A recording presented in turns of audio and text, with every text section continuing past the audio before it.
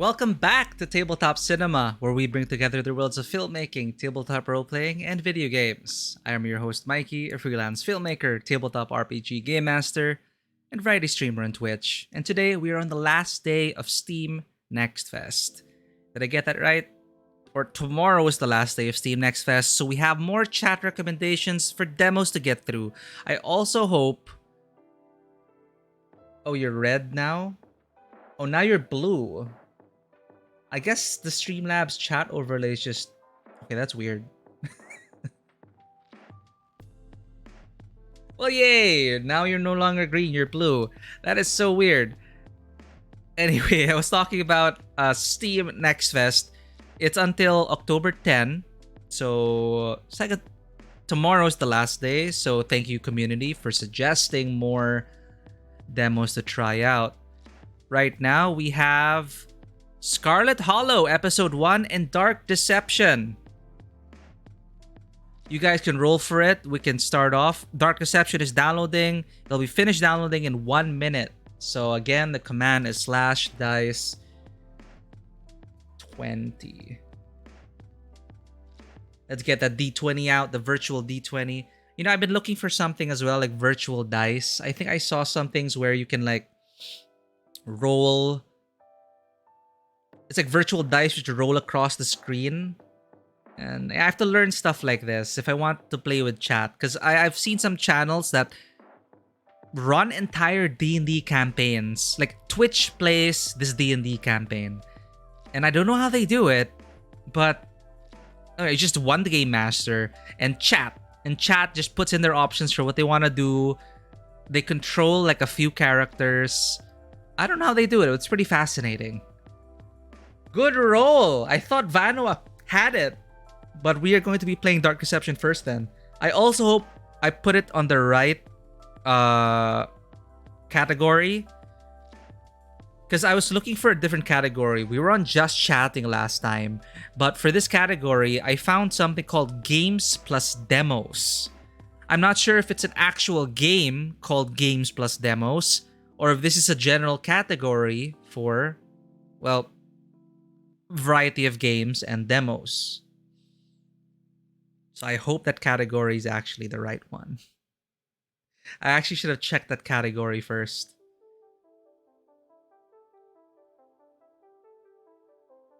Good, good. So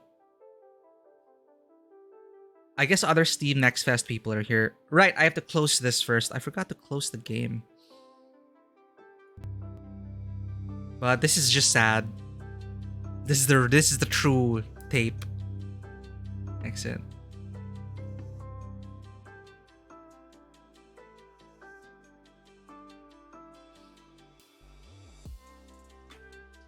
I'm not sure how long Dark Deception is. We're gonna find out.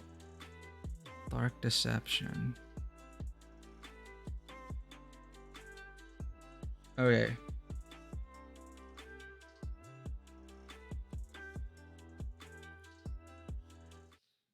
Hopefully we won't have much problems hooking onto this game.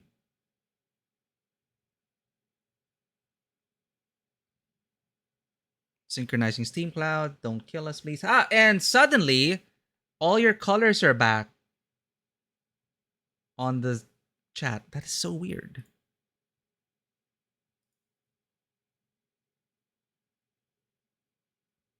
Maybe it's only for this talk.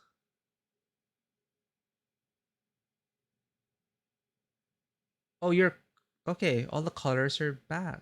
All the colors are good. Wait, why is Steam VR running? Wait, I don't want to play this in VR. Quit Steam VR.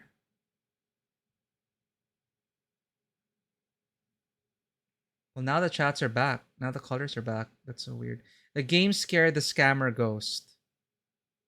Welcome back, Zen. Just setting up the game capture. Putting it on Dark Deception as our first demo for this morning. I'm going live now. This reminds me of the Neverwinter Nights Underdark expansion text. All right.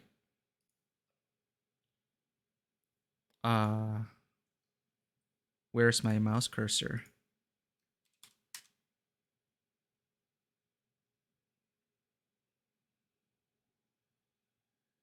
Yes, where is my mouse cursor? Did it launch in... Oh, there we go. Cool, cool, cool. Borderless, max FPS 144, vertical sync, resolution, epic, epic, epic, epic. Audio, we got that good. Please have an invert Y. Thank you, invert Y axis. Turn off mouse moving. Head bobbing.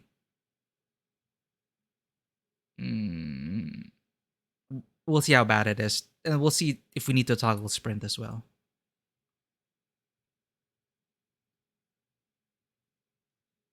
All right. New game. Dark deception. Resident Evil.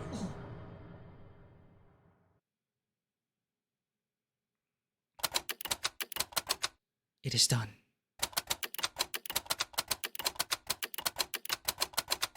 Now my faith lies in darkness.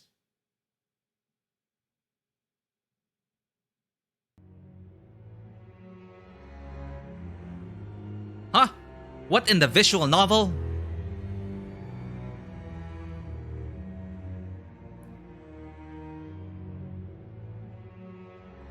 Okay. Oh, another one. How nice to have some company again. Come over here. Let's have a look at you. Reminds me of Meryl Streep. You disappoint me, love. You really do. So many fears. So many desires. I thought you'd be bigger. Don't look so confused. I know everything you've got hidden in that brain of yours. Oh, really? I know all the terrible things you've done. So many good intentions laid to waste. I can see the regret eating away at your soul. What is this, a sequel to Stories Untold?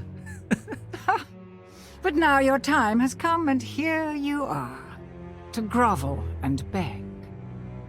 You can't go back.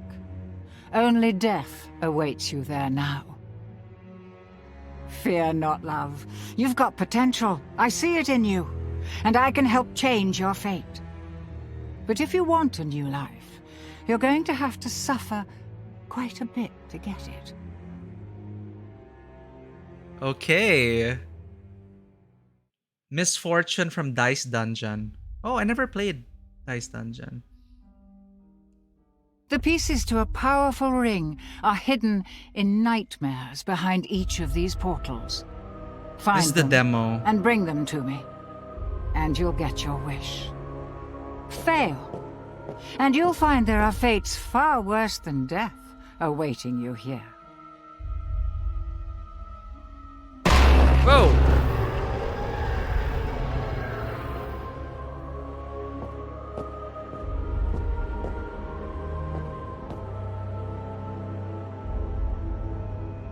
Can I talk to her? Why did they have to make my height like this? I mean...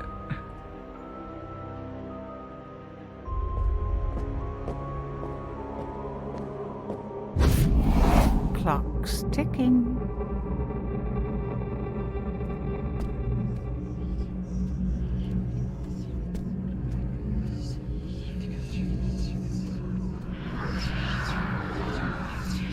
Yeah, I think I got that, Fisher. Okay. It's finished, but this is just the first chapter, right?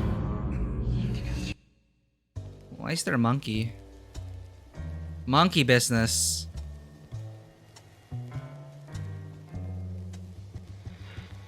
What a charming little hotel. Bring back any memories?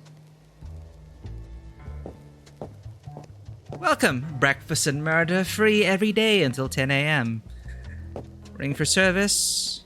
Ding ding. No one, I guess.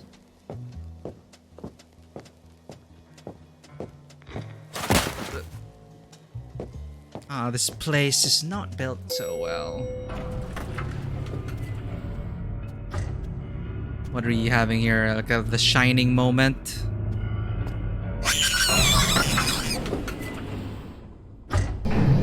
Waiting for this place to flood with blood.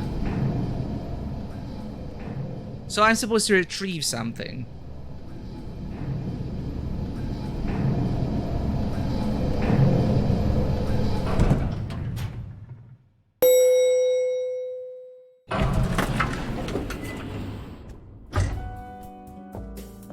Oh, what a pleasant game. Going up? I can't read whatever that is.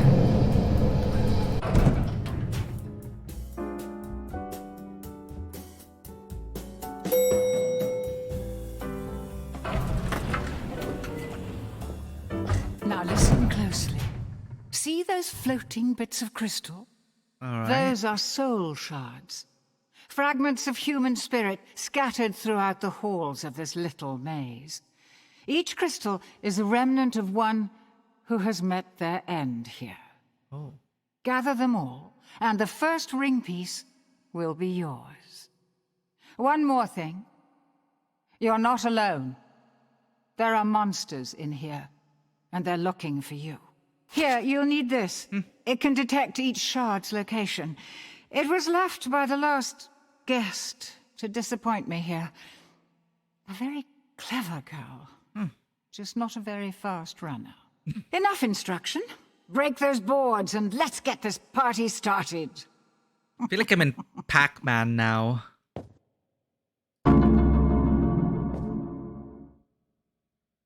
All right. Well. Waka waka.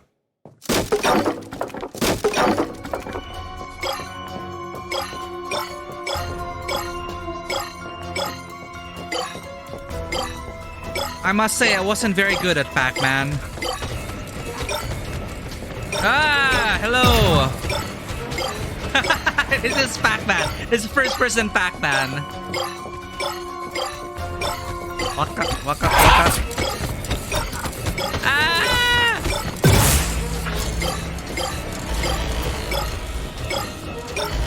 Ah! 50 short streak. It's like an arcade game.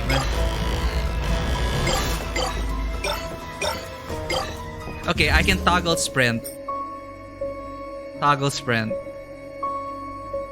There we go.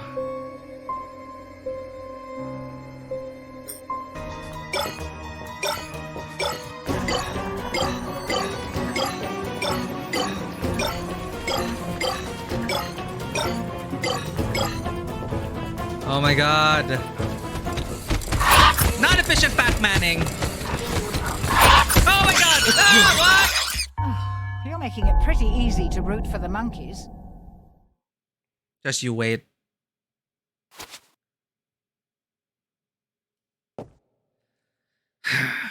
Start again. Let's go. Okay. Coming through. Listen for the monkeys. Okay. Why are we doing this? Why is there a monkey chasing us?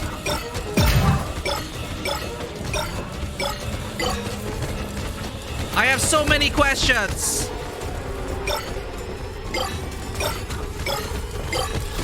Ah, it's on the right.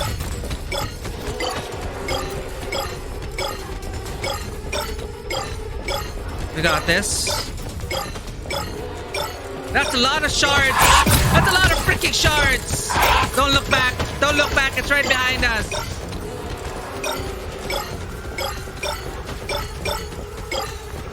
Wait. Empty. All right. No problem. Just go to the right. Right. We got this. Go. You've gathered half of the shard. I'm impressed. I would have thought you'd have been shredded by now. We did get shredded once. It's on the right.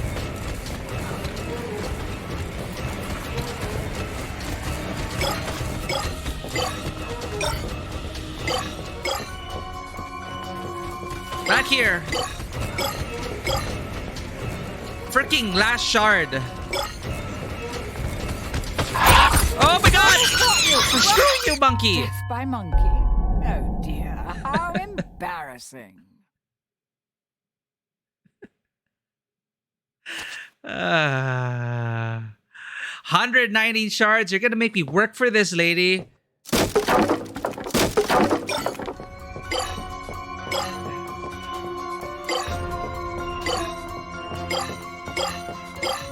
Okay, this is a lot of shards. This is a big place.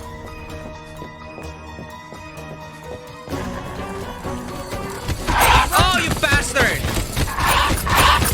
Predator coming out of the corridor.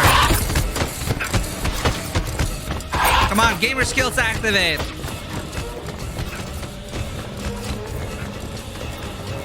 Right. Wrong.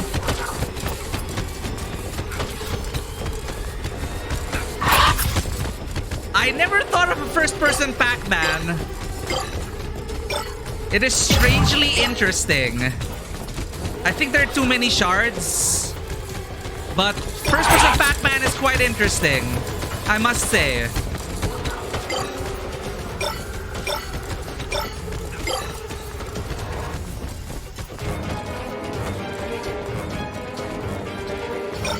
Come on, monkeys.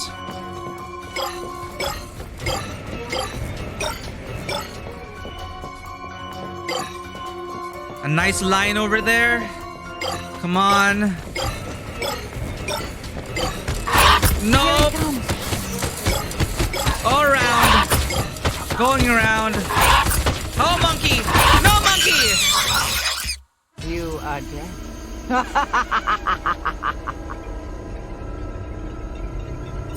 Bastard. Obtaining S rank is not possible with the last checkpoint. Continue anyway. Okay. Later levels get more shards, but they also get checkpoints. But we can't get an S rank if you use checkpoints. Alas.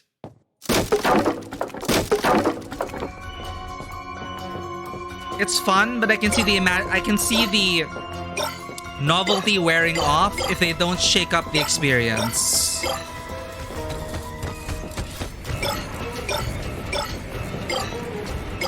Come on, monkey! I can do this. Ah! Ah! Goddamn monkeys. That's what you get for monkeying around with murder monkeys. And I can imagine also like different creatures with different ways to avoid them. But god damn it, 54 shards.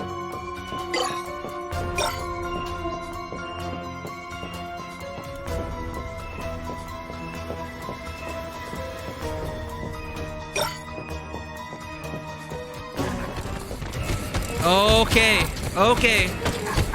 Yeah?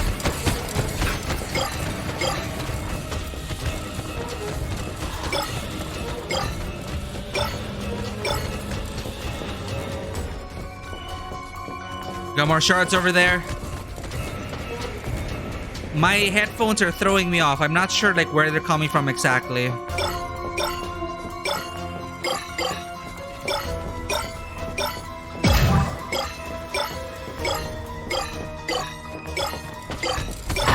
Got it.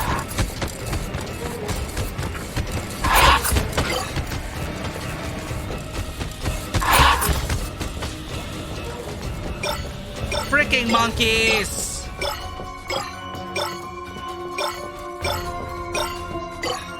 Wait, we can open doors! We can open doors! That's what you get for monkeying around with murder monkeys. Why are you making me do this, lady? What do you want? Everyone's souls? For what?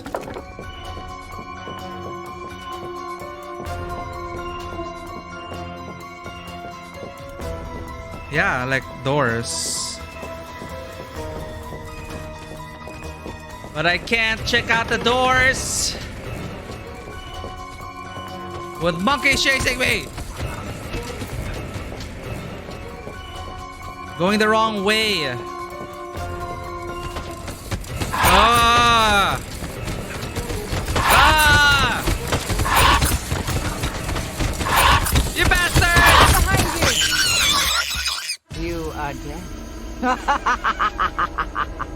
She's having fun with this.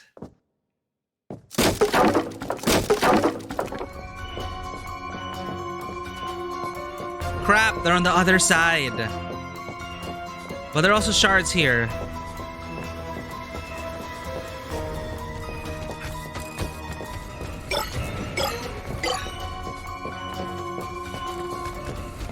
This music's reminding me a bit of Persona for some reason.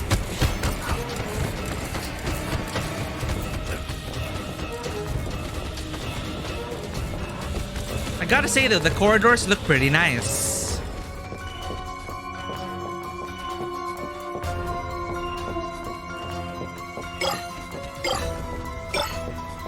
You know, at least Pac-Man gets to see the whole board. But I guess this is Pac-Man's perspective. You don't actually see the ghost, only the player does. Alright, last 4 shards. 1, 2, 3, 4! All of the soul shards. The ring piece is now exposed. And the monsters will go in. Oh shit! Get the ring piece before Mr. Monkey finds you. Exfil! Exfil! No! Wrong turn! Oh my god! You bastards! You bastards! Run! Oh, you bastards! Stop making me go the wrong way around!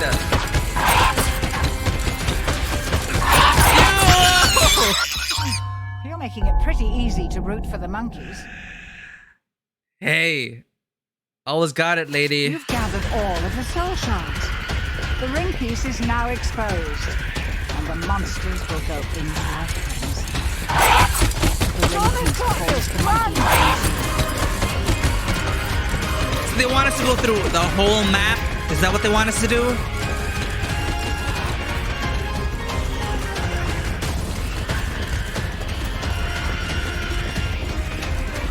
We got this. No, we don't.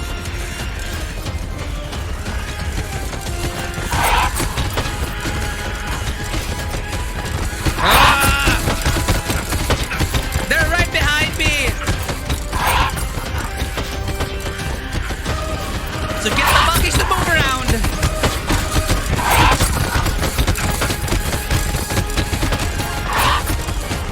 Should be clear. Should be clear.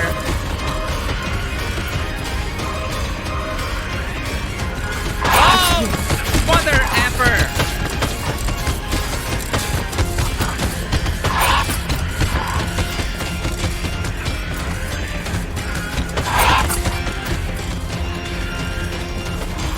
Oh, why? Why? You're making it pretty That was easy a mistake. to root for the monkeys. I thought I could double back, but the other monkeys were there. Duh. You've gathered all of the soul shards. The ring piece is now exposed. Okay, gather the monkeys. The monsters will go in. Over here. Get the ring piece before Mr. Over Monkey here. found you.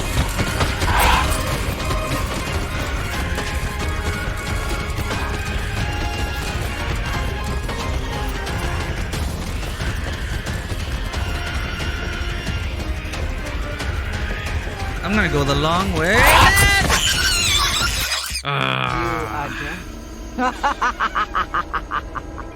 Freaking monkeys. You've gathered all of the soul shards. The ring piece is now exposed, and the monsters will go into a frenzy. Get to the ring piece before Mr. Monkey Avoiding the finds you. doggos might be easier than this.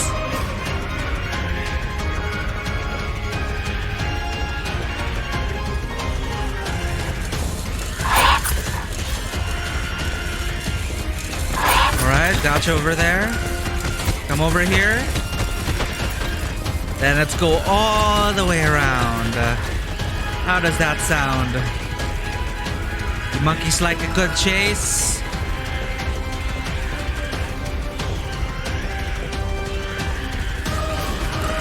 How about over here?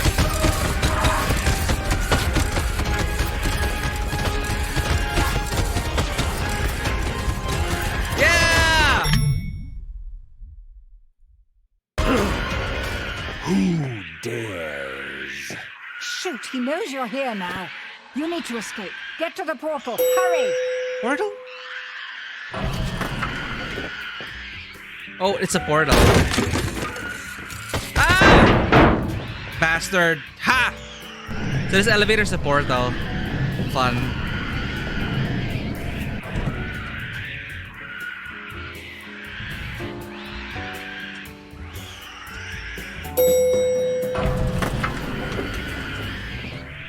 Run! Run! Run! Ah! There's no escape for you, mortal.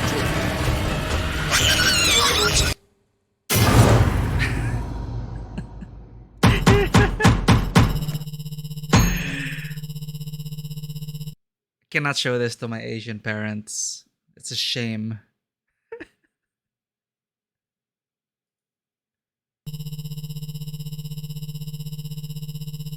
Well, that was fun. First person Pac-Man. Did not expect that. Yes, Pierce. Good. You made it. And I see you met my friend sooner than I was expecting.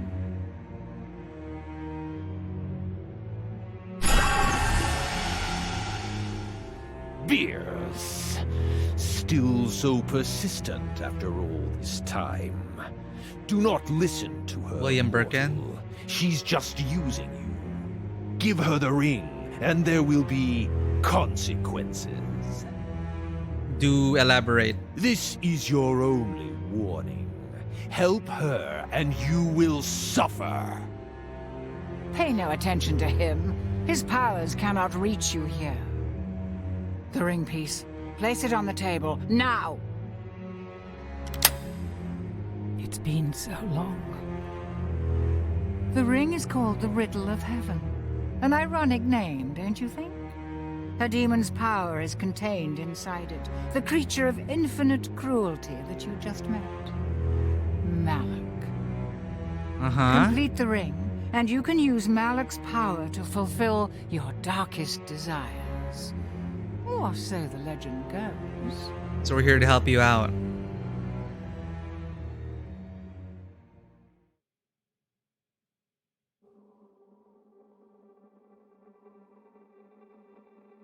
Well, that is 8 cute. more pieces to go. Are you ready for another nightmare? Oh, wait, it's... GG, other levels get harder with new types of things to chase you and new abilities. So, wait, all the free version has all? Like, until when is the demo? When does the demo end? Oh. Oh, chapter 2. Well, she looks friendly.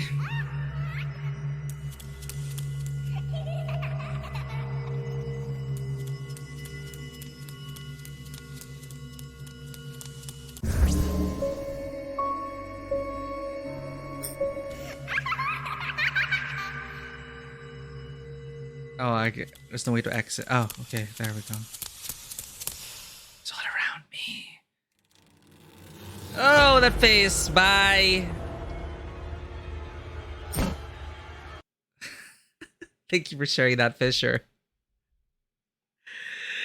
Oh, Peanut. You know, that is just a peanut simulator.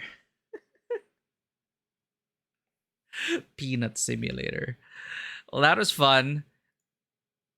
What is next? Scarlet Hollow. You've been talking about this a lot. Scarlet Hollow, which only has episode 1, 2, and 3, right? Yeah.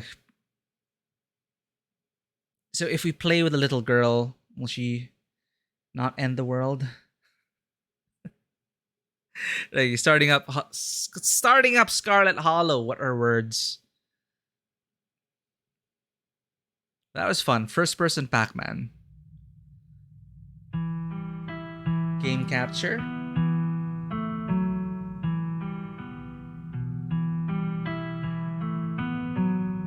Waiting for it to recognize Scarlet Hollow.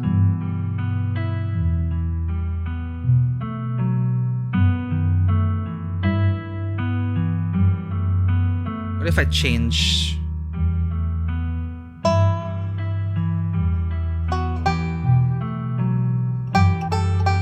Oh, look how focused Passion is.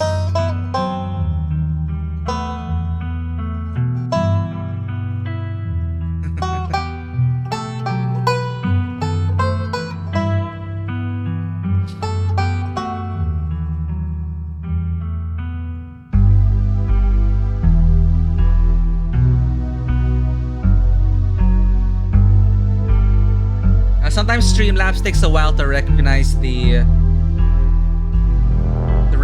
window, so I'll just make a display capture.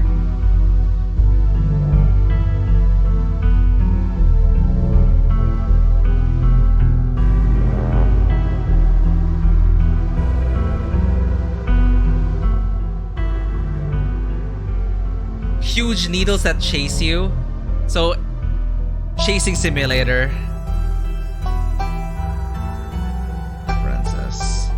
Oh, yeah, it is this one. Full screen. Okay.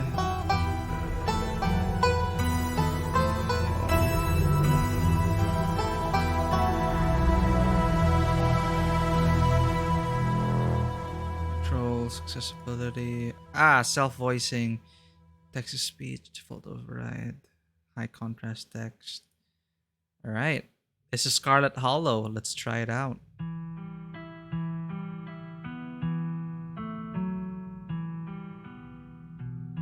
Who do I want to bring into this? Does it also set our gender for us? Or do we get to choose?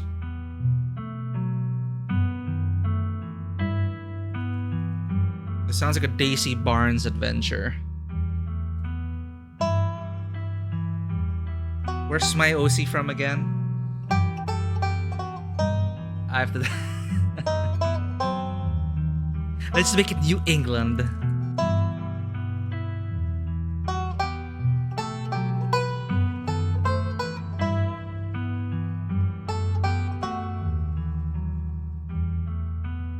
They, them, he, him, she, her.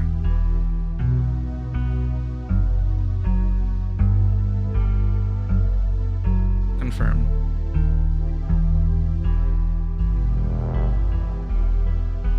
Barely disguised Tourette's fetish. Yeah. Wait, I selected it. Confirm. Select 2 traits. Oh, okay. Daisy Barnes is book smart for sure. Well-read and rational. Oh, hot. Attractive and charming, natural flirt. No, that's not Daisy. Possesses a wealth of esoteric knowledge and knows when to use it. And observant, pick up on vibes, understands others' perspectives. Either that or mystical. You see the threads of reality in ways others cannot. I'm gonna set this. Daisy Barnes is my Call of Cthulhu character. Let's set her in her later years where she already has some mythos knowledge.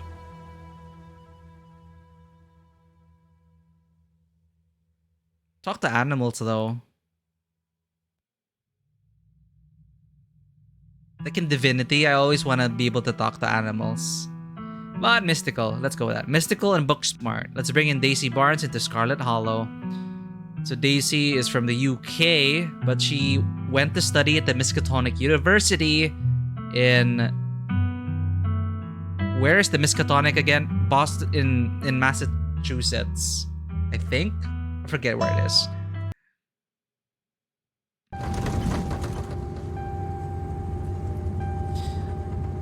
You jolt awake as the bus hits a particularly nasty bump. You feel like you'd only just managed to start drifting off, and now here you are, awake again and still exhausted. For a moment, you're hazy in the details of where exactly here is, confusing this bus with the many others that came before it. But as your mind continues to reassert its existence in the waking world, the past few days come back into focus. The long-lost cousin, the bad news, the 26 hours of bus rides with countless late-night stops and seedy depots that felt unsafe even in the middle of the day. You wouldn't normally find yourself traveling like this, but your cousin bought the tickets. The funeral of the Pearlian Scarlet.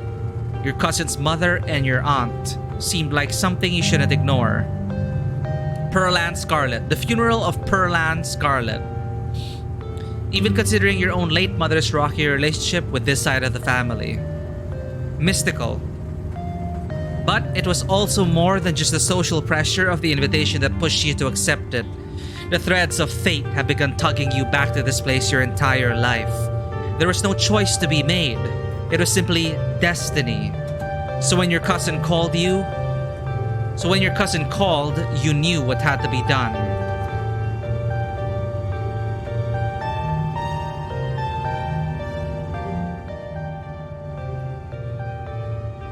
I have to lower the volume a bit. Please don't die, stream. Okay. And now, the end of your long journey is in sight. You're almost in Scarlet Hollow. So anyway, as I was saying... Oh, it's a stranger. Oh no, he's still here. He's been sitting next to you for the past 5 hours, talking at you without pause. You're not sure he even stopped when you started to doze off. At first you thought he was just being friendly, but that was several hours of one-sided conversation ago. So, he reminds you of... What's his name from BoJack Horseman? I was up in Maryland looking for work, but mostly messing around because I was a dumb teen. Me and my buddies were doing our usual prank stuff, you know, pushing joggers into the harbor, that sort of thing. Wait, what? Yeah, you know, teen stuff. So, this girl comes up to us, swinging her purse, yelling about how she was gonna call the cops or whatever. It was hilarious. She actually hit my friend and he said it hurt a lot. So, I guess she really was mad and not just playing. But she kept swinging, and soon enough, she lost her balance and fell into the harbor all on her own. We didn't even have to push her. We had a good laugh and fished her out, and her phone got soaked so she couldn't call the cops on us. We wound up hanging out all day. She kind of became my girlfriend after that, and we've been on and off about a year. So it's pretty serious. Though about 5 months ago, she tried to break up with me, like for real, and geez. You ever just get so mad you just want to like kill somebody? Dude.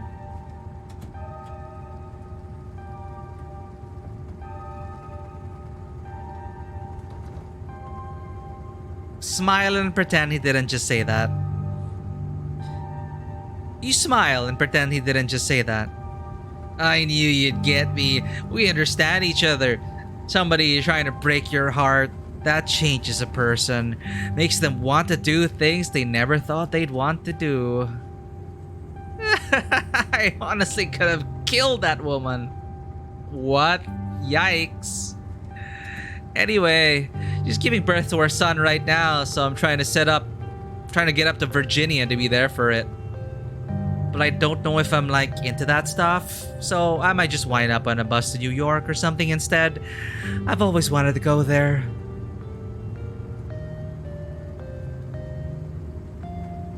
Oh my god. Well, let's use her tags. Have you thought about seeing a therapist? Maybe it would help if you talk with someone about these feelings. Someone professional. I'm not licensed or anything, but it seems like you might have a personality disorder. It might be worth looking into. Nah, I don't need to do that kind of stuff. But strangers are the best therapists. I feel a lot better after talking to you. Anyways, where do you say you were headed?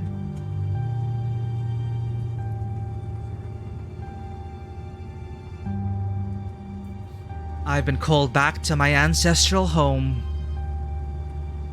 My mother fled from her destiny there many years ago, but now that both she and her sister have departed from this world, I can feel it calling me back. The young man anxiously shifts in his seat. For one perceptible moment, it's his turn to feel uncomfortable before he catches himself and heartily laughs. Oh, you must be talking about Scarlet Hollow, right? Or the Holler, as they call it in the mountains. That's the only other stop until this bus turns around. So if you aren't getting off at my stop, you must be headed up that way. Almost nobody ever goes there. I'm usually alone on the bus by now. Though, actually, I had a couple of buddies who went up there to work in the mine. There's a coal mine up in the Holler, you see, and there's always a job listing or two of the job on the boards around there. I've never wanted to do that kind of thing myself. I like my lungs the way they are, thanks. But my buddies got desperate enough to try it. Here we are again with the coal mines. Or the mining colony or whatever. I haven't heard from them in a while now that I think about it.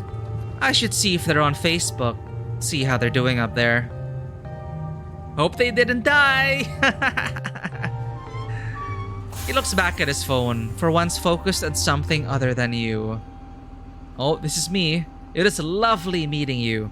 Hope you don't get too bored without me around to talk to. Here, I have something for you. The stranger rifles through his pack before presenting you with a dripping bag of peanuts. They're boiled peanuts. I got them at a gas station a few buses back. I noticed you haven't eaten much, so I figured you could use them more than me. Plus, they dripped all over my bag, so I don't want to carry them anymore. Tip. Sometimes picking a dialogue option establishes new facts about who you are. Huh. Screw you and screw your peanuts. Huh.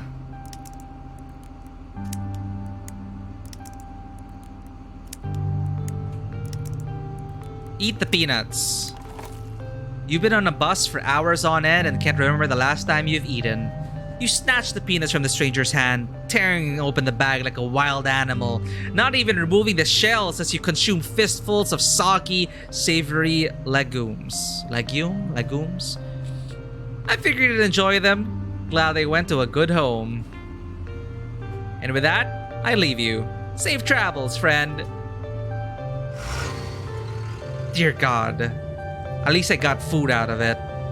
And just like that, the stranger is gone. Maybe you can finally get some sleep. Next stop, Scarlet Hollow. End of the line. Almost there.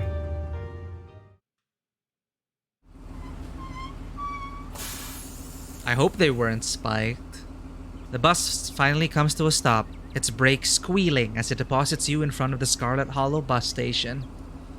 The sign at least reads bus station, but calling it that feels disingenuous. At best, it's a kiosk. Though for a small town like this, you're amazed there's so much as a road, let alone a bus that drives on it every week. The driver quickly shuts the doors behind you and starts the engine, kicking up dust clouds as he pulls away, eager to leave you and this place behind. Hey, Daisy Barnes. You instantly recognize the worn young woman from the few public photos on her Facebook page. She's your cousin, Tabitha, and she looks annoyed to be here.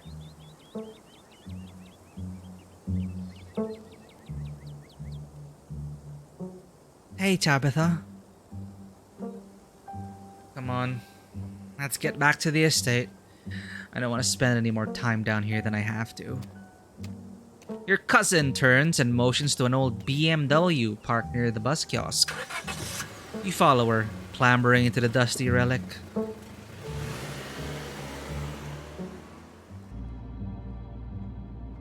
It doesn't take much driving before the only signs of civilization are the car you're in and the road you're on. Tabitha maintains an icy silence as she focuses on the road. Tip. Dialogue options labeled Explore can usually be taken without advancing the story. They can impact relationships and unlock additional story paths, so choose carefully. I guess we're both members of the Dead Moms Club now? What the heck?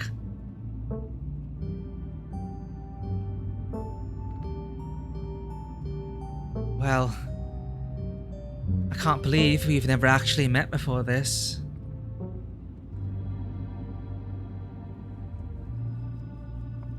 You have your mom to thank for that. Or had, I guess.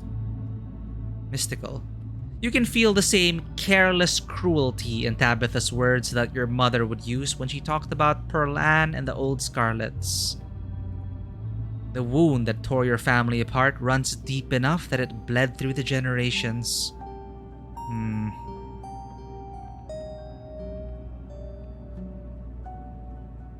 Well, we never met, so probably bad blood between our parents. Haha, yeah, Dead Moms Club. Mystical.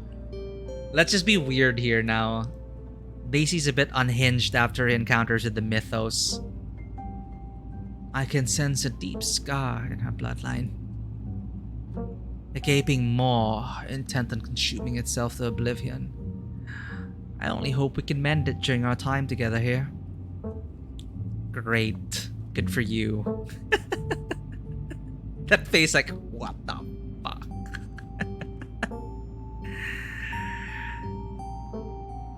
And how are you holding up? Fine. I feel like I want to use my tags. You don't have to bottle your grief up. Well, this is the first time you're meeting then. Okay, but if that ever changes, I'm here for you, alright? Even after I go home. Sure. So, the funeral... It's on Sunday, right? Yep, like I told you. Need any help planning? If you ever need help with errands or scheduling, feel free to ask. I know this stuff isn't easy. It's actually been fine. Just needed a coffin and somebody to dig a hole. Remain silent. Decide to sit in silence with your cousin as the car eases up the steep mountain road. Lovely. It looks like the house from Resident Evil Village. And here it is, the Scarlet Estate. Though it's seen better days, its crumbling elegance is not lost on you.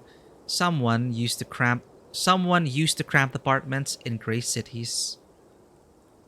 Your mother told you about this place many times before she passed, always with an anger burning beneath her words. The faded majesty you once imagined doesn't quite compare with what's in front of you, a jarring blend of opulence and ruin. As you stare at it perched on the crumbling cliffside, you can't help but feel like it's something that should have been left to rot a long, long time ago.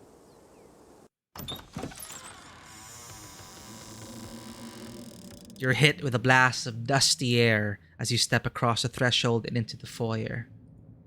Everything in this room has been here for much longer than you've been alive, each object cemented in place with layers of dust and cobwebs. You can hear doors creak on their hinges, and the aches and moans of ancient floorboards as the house itself sways in the wind. Welcome to our family's humble estate. Unfortunately, due to the current state of the house, only a few rooms will be safely accessible during your stay. I wouldn't go wandering anywhere else if you value your limbs. The floors have been known to give out. If you know what's good for you, you'll stick to your room, your bathroom, and the kitchen. And hallways, I guess. But only the hallways you need to use to get to those places. I'll show you around so you know where it's safe to walk. You could leave your bags here for the time being.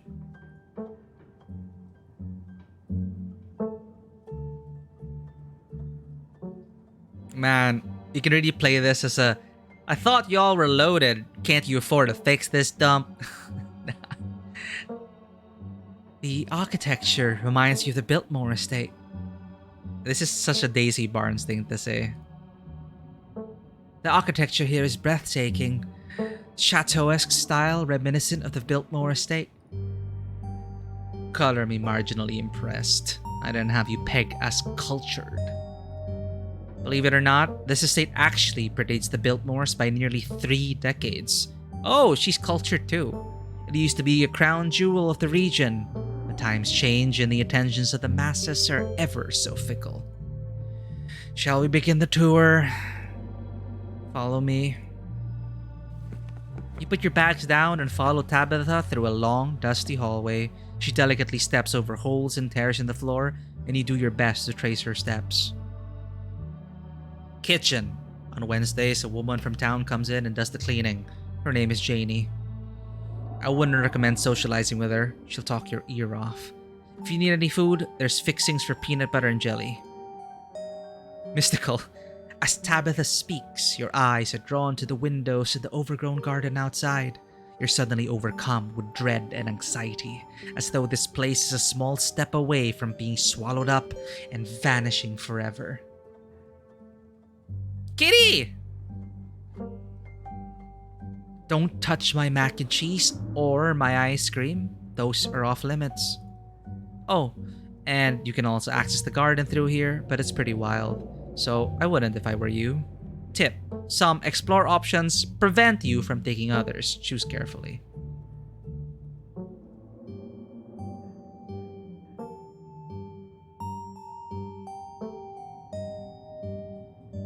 Mystical. Let's just lean in on it. I can feel the weight of the world pulling down on this place. As if the entire estate is a step away from crumbling to dust. Okay, jeez, I get it. You think it's messy. I'll tell Janie to be more thorough this week. But you should know there's only so much anyone can do with a country house this old.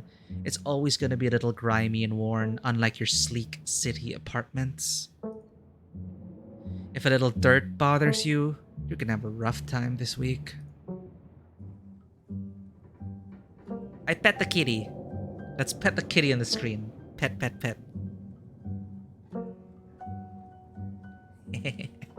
Right, digital kitty's pet. Maya.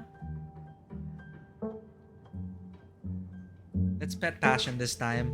You might get a 2-for-1, because if I start petting Passion, Maya will then get jealous. And yeah.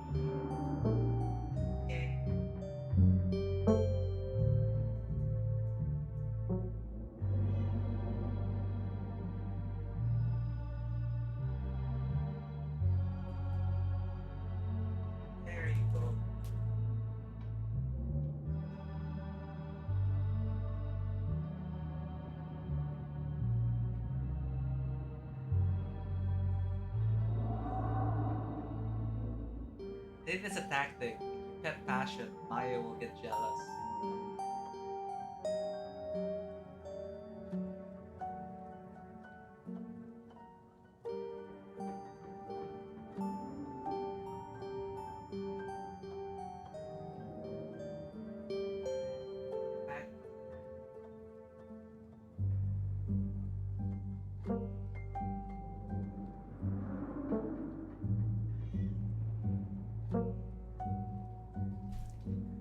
Nice.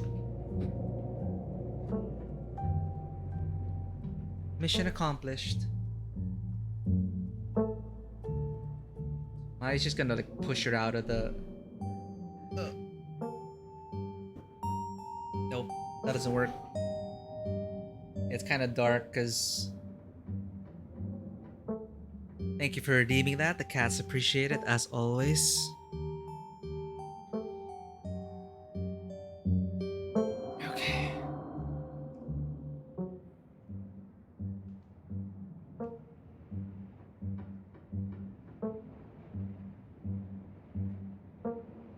Let's add some spice to this. Is there someone in town to buy food? I might want to eat something other than PB&J this week. Is there somewhere in town we can get groceries? Well, aren't you fancy? Yeah, there's a general store. There's also a diner. I usually order my food in bulk online though, so I wouldn't be going with you. Oh, right. The future. So this is modern day. General store. How very folksy.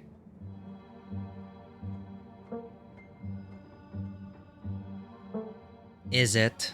It's a store that fulfills your general shopping needs. General store just describes what it is.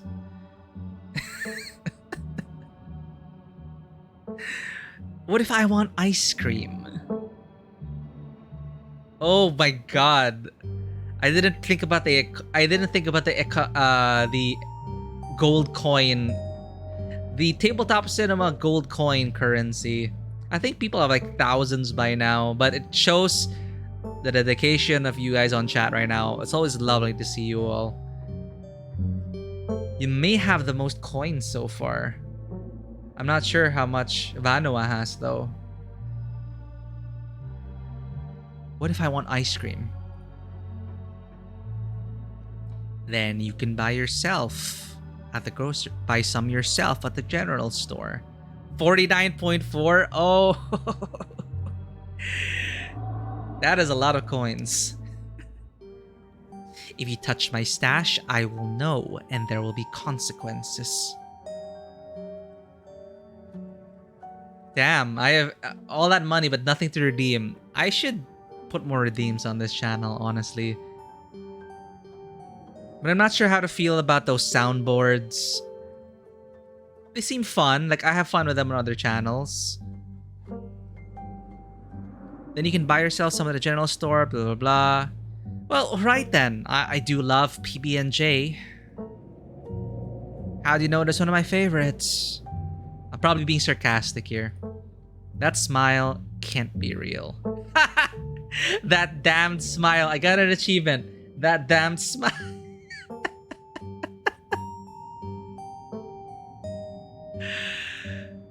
I didn't, but good for you. Alright, what's next? Bathroom. Follow me. Great, it's been hours since I've gone. As the two of you leave the kitchen, you pass by a tuxedo cat sitting on the countertop. Is that your cat? What's its name? Frou Frou. Do not try to pet her. If she wants to be pet, she'll let you know. Yeah, you always gotta ask first. Leave the cat be. You decide to follow Tabitha's advice. Respect the cat's space. Shall we move on? The bathroom awaits. But you all did not see how difficult it was for me to avoid petting that cat. It's very difficult. One of those difficult game decisions I've had. You once again follow Tabitha through a long, dusty hallway. Maybe after a few nights, it'll get easier to navigate these spaces, but for the time being, you feel lucky to have not fallen through the floors. Oh, my face cam's blocking the text. Damn it. Guest bathroom. Not much to show. It's a bathroom. I'll wait outside. Do what you must. Do what you must if you must. It is a wretched bathroom. Piles of junk sit untouched in the corners of the room, and mystery stains paint the floor. Oh my god, of all the things, it's like I just can't... dirty bathrooms. I know it's like first world problems, but it's like... I want my clean bathrooms. Yeah, like those people, they put like jump scare sounds. But then that's like not... That's the game not scaring you.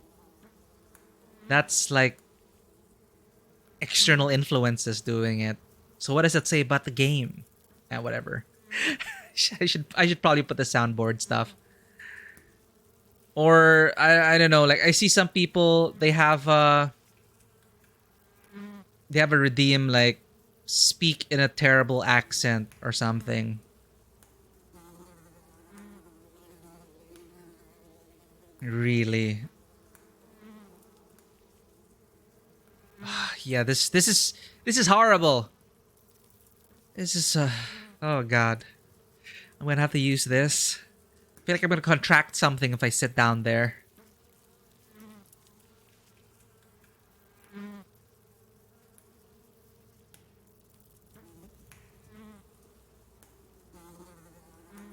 Well, who exactly uses this bathroom? Guests. Oh. Are you sure the toilet works? Yes. Why wouldn't it? The water bills get paid, therefore the toilet works. Now do your business so we can move on.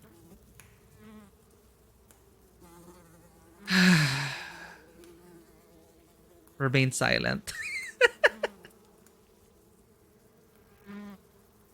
You silently stare at the monumental task in front of you. Lift toilet seat.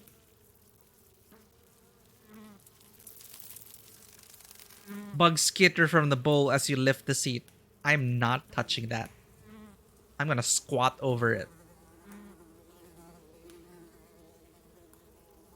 Squat.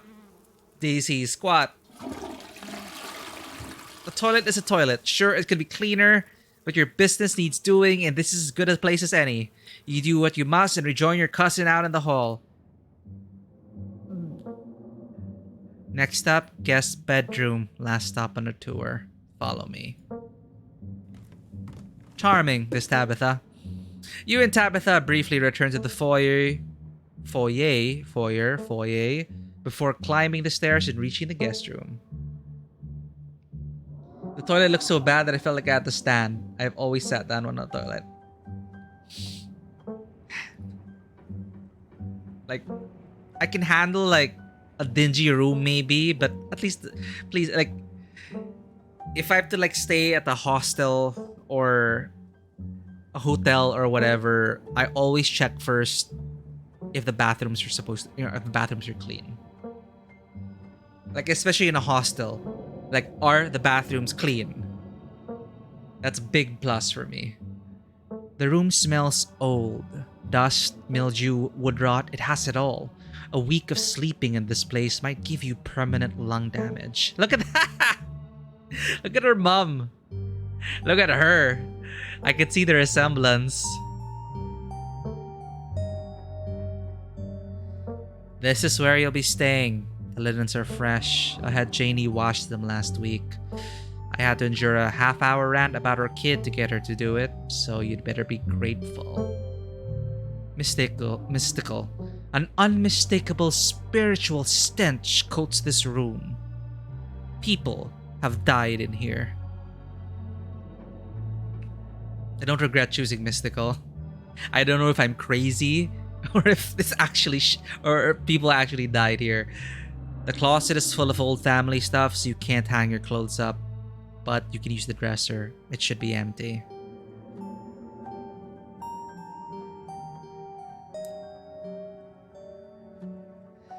One time we called up room service at a hotel and it did not look like they had cleaned the bathroom. Oh, that's the worst. Who used to sleep here? When? This house is almost 150 years old. Many, many people have slept here. And now you'll sleep here, carrying on the fine tradition of bedrooms being slept in. For some reason, I'm starting to, like, Tabitha's growing on me.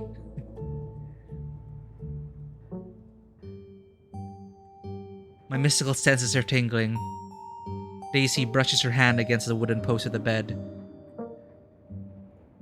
I sense a heavy spiritual fog hanging over the room. People have died here, haven't they? Like I said, this house is almost 150 years old. Obviously, people have died here.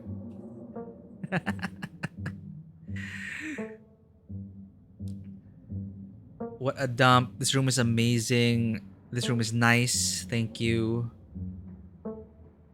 This room is nice. Thank you. Good. You should be honored to stay in a historical landmark such as this. Every piece of furniture in this room is a genuine antique, handed down through the family for generations. I wonder what the Scarlet Hollow. This is not an IKEA bedroom or whatever such nonsense you're used to in the city. I guess I'll start to get settled. Follow me. I'll take you back to the foyer so you can collect your belongings. This concludes our tour. I'm afraid I must return to my duties, so you'll have to entertain yourself for the rest of the day. Don't expect to see much of me.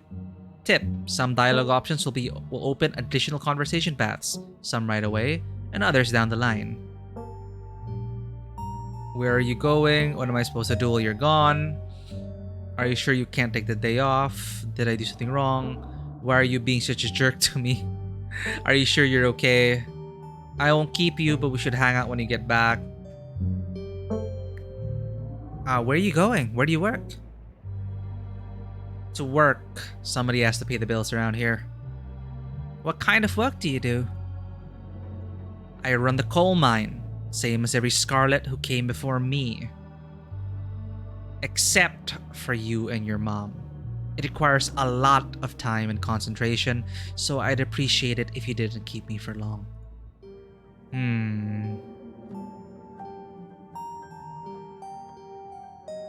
Hashtag girl boss. No. What's the whole line for that? Girl boss, like gaslight, gatekeep, something. Anyway, I don't know, we own a coal mine. Can I come watch?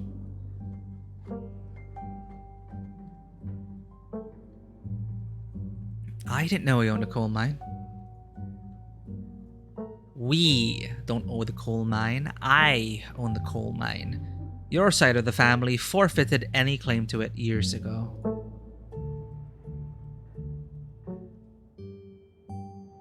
Can I come watch? What? No. The mine is dangerous. I can't babysit you and do my job. Well, good for you. That sounds pretty impressive and exciting. Good for you. I appreciate your enthusiasm, but I don't think of it as boring or exciting in the same way I don't think of cleaning a toilet or painting a wall as either of those things. It's a task. One of those tasks could use more doing. That's a healthy mindset. Seems like a good way to look at the job. Instead of convincing yourself you have to be doing the thing you love the most, it's okay to just have a job. Yeah, exactly. Would I rather be doing something else with my life? Maybe. But I know I had to take over the company, so why think about that other stuff I could be doing?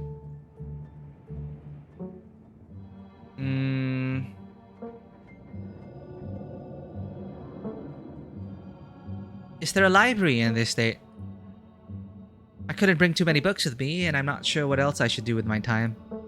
There is, but as I said earlier, most of this building is off limits. And the library is in the West Wing, which is extra off limits. Oh, we got Beauty and the Beast here. Do not enter the West Wing. Ever. You're better off heading into town. I'm pretty sure there's a library there. Did I do something wrong? Are you sure you're okay? This is too much. Can you take me to town? No. What am I supposed to do while you're gone? I'll figure that out on my own. Are you sure you can't take the day off? Did I do something wrong?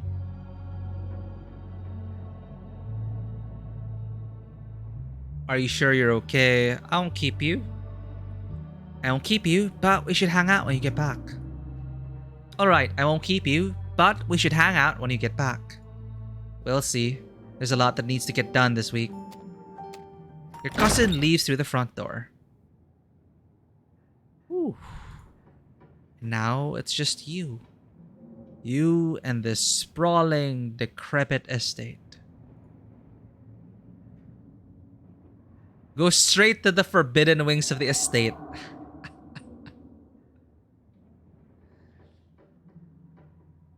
You know what? Those peanuts weren't doing anything for me. A PB&J sounds great right now. The only things you've had to eat in the past 8 hours were those boiled peanuts you got from that exchange from that strange young man on the bus. Suffice it to say, you're still hungry, and a PB&J sounds like exactly what you need to take on the rest of the day. You head to the kitchen. Hi, kitty. You're back in the kitchen, ready to craft a beautiful peanut butter and jelly sandwich. It's a daunting task given the state of the place, but the aggressive growls of your stomach outweigh your fear of food poisoning. To get started, you'll probably need to find some peanut butter, some jelly, bread, a plate, and a knife.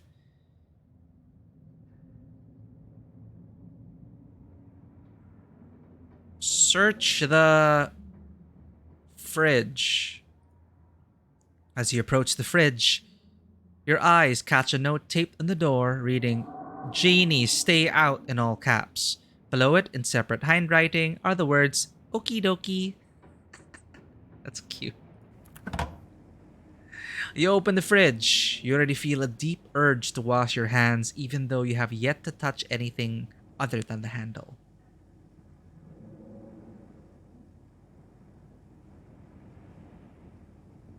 Oh no, it's gonna be another 10-hour stream, Vanoa. I'm sorry. I hope people don't mind me reading it, though. Sometimes I also like to get in character. Examine old takeout. Check mayonnaise. Take jelly. Examine the old takeout. Actually, it looks interesting. Why did you do that? What were you expecting? This takeout container is disgusting beyond words. A liquefied mess, wholly congealed in its styrofoam shell. You can't even tell what it used to be. We're gonna have a Cowboy Bebop outbreak here. This substance doesn't just smell bad, it smells ancient, which can smell good. Ancient smell, right? Eat it. I'm curious, but for God's sake, put it back. Your body reacts before you even register what you're doing, compelled by a deep primal disgust. Why not throw it? You shove the container back in the fridge, pushing it into the depths of the shelves and out of your mind. Hopefully you can forget it exists and move on with your life. Take the jelly. You reach for one of the unopened jars of grape jelly, carefully checking its expiration date. You breathe a sigh of relief when you realize it's recent. Now I want a PB&J. This was either purchased specifically for you, or jelly is one of the few things in this kitchen Tabitha actually uses. All you need now is a plate, a knife, bread, and some peanut butter. Better close this fridge and keep looking. Check mayonnaise, I'm curious. You know you probably shouldn't, but a part of you has to know how old that mayonnaise is. You pick up the jar, its label flaking in your hand. It expired 10 years ago. This jar of mayonnaise is old enough to graduate the 5th grade. What is... I thought... Okay, Tabitha doesn't clean up, and Janie's not allowed to look into the fridge. So, we get 10-year-old... Jesus. This is... insane. Like, I'm not exactly the neatest person, but holy shit. Oh, what's this? Choo Choo Charles? I watched the videos about this. Look at their post solo dev. Oh, it's a solo dev thing. Choo Choo Charles. Okay, I'm gonna... Well, at least it's on chat because I'm afraid of alt tabbing. Last time we alt tabbed during like this, using this engine with display capture. As you can see, I'm already kind of choppy. I feel like it's unstable if I alt tab.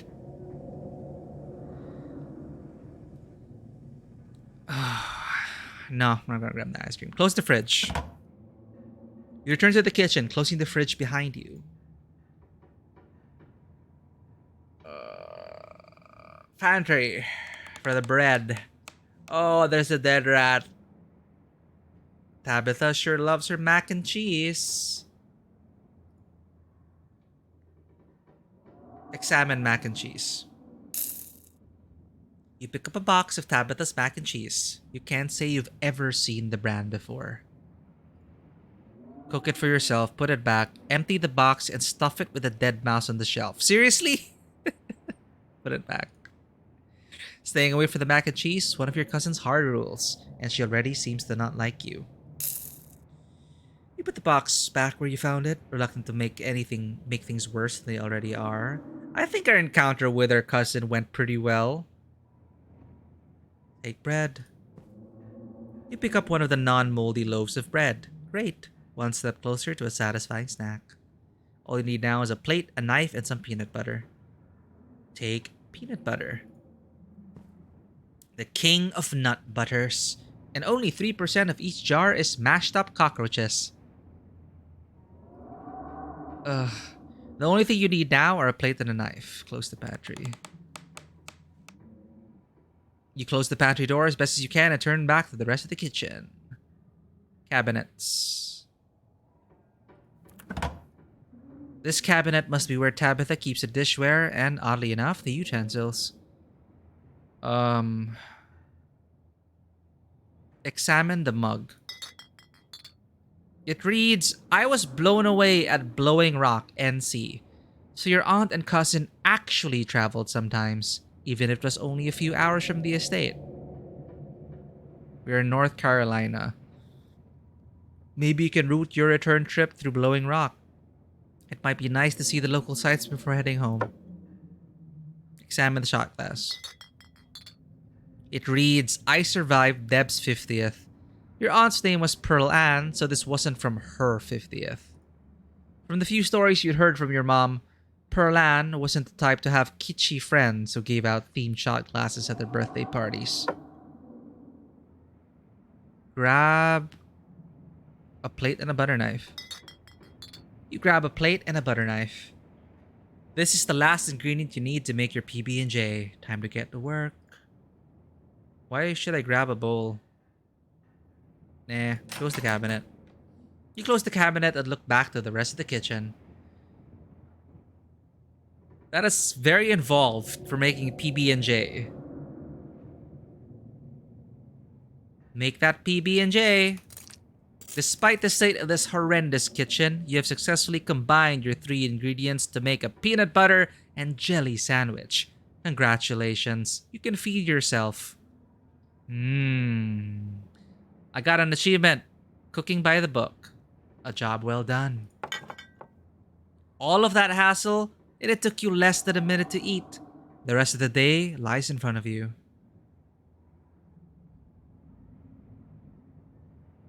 Approach Frou-Frou. The cat hisses as you draw near, but remains firmly in place.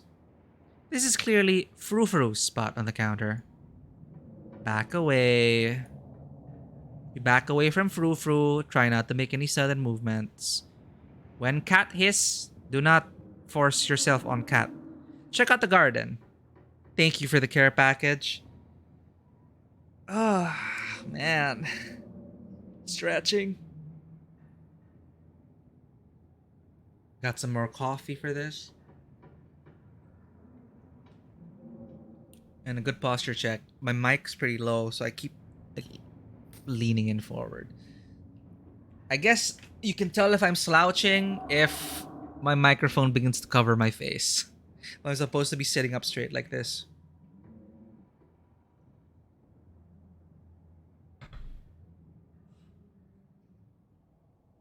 Let's check out the garden.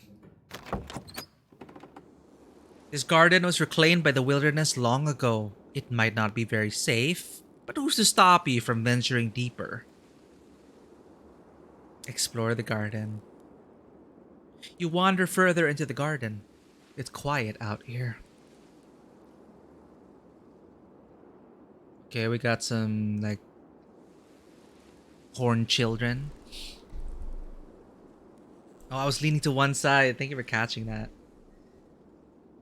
Those redeems really do work. Return to the kitchen. You head back inside and close the door behind you. You're done here. Congratulations, you've eaten and have a full day ahead of you. What do you want to do next? Might as well head into town, keep exploring the kitchen. I want to investigate the forbidden wings, but nah, let's not do that on our first day. Settle into your room. Now that you've finally eaten, the aches and pains of your journey have started to sink deep into your bones. You stumble up the stairs to your room, suitcase in tow, eager to unwind before you face the rest of the day. You stand at the entrance to your room. Maybe nap and then head to town. Examine the painting on the wall. This must be an old relative of yours. Very old, judging by the dates on the inscription. You've never heard of her, but you'd barely heard anything about your aunt and cousin until a week ago. So that's not really a surprise. What really... Well, I'm not surprised. Yeah, wedges between families. Yep, personal experience with that. Cut off family members. Maybe you could ask Tabitha about this Mary Belle Scarlet the next time you see her. That is, if she's actually in the mood for conversation. Check the closet. I'll look out the window. You can only imagine how beautiful the garden must have been in its heyday. If you owned this place, you'd totally get out there with a shovel and some gardening gloves and whip it into shape. You'd go out and pull weeds, chop trees, carve topiaries, and do whatever you needed to do to return it to its former glory. And once it was all done, you'd sit by the fountain, which of course would have a little goldfish in it, and drink a floral tea while enjoying the bird song. Yeah, you'd definitely do that. Just not right now. Check the closet. Oh! You can see why your cousin said you should put your clothes in the dresser instead of this closet. There must be decades of family history stacked up in here.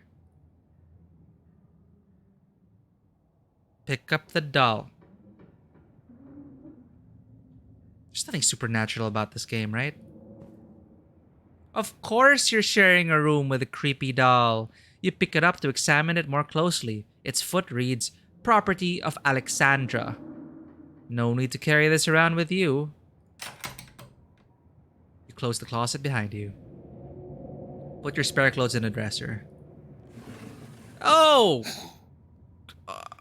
You drag your suitcase over to the dresser and open the bottom drawer. An opossum lurks within. It is quiet, but angry. Gently smack opossum. Put clothes on top of opossum. Oh, pardon me. You gently close the drawer. Oh, now I wish I could talk to animals. You gently close the drawer, leaving the marsupial in peace. This drawer belongs to the opossum, and there's nothing you can do about it. You open the top drawer next. It's empty.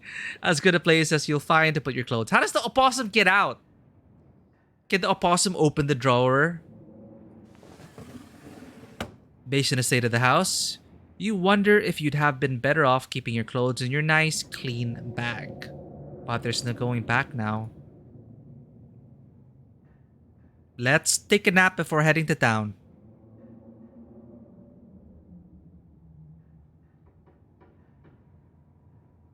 Are you talking about the shadow in the corner of the room? Probably another one of the ghosts that Passion likes to keep company. While I'm asleep, they probably play like cards or something.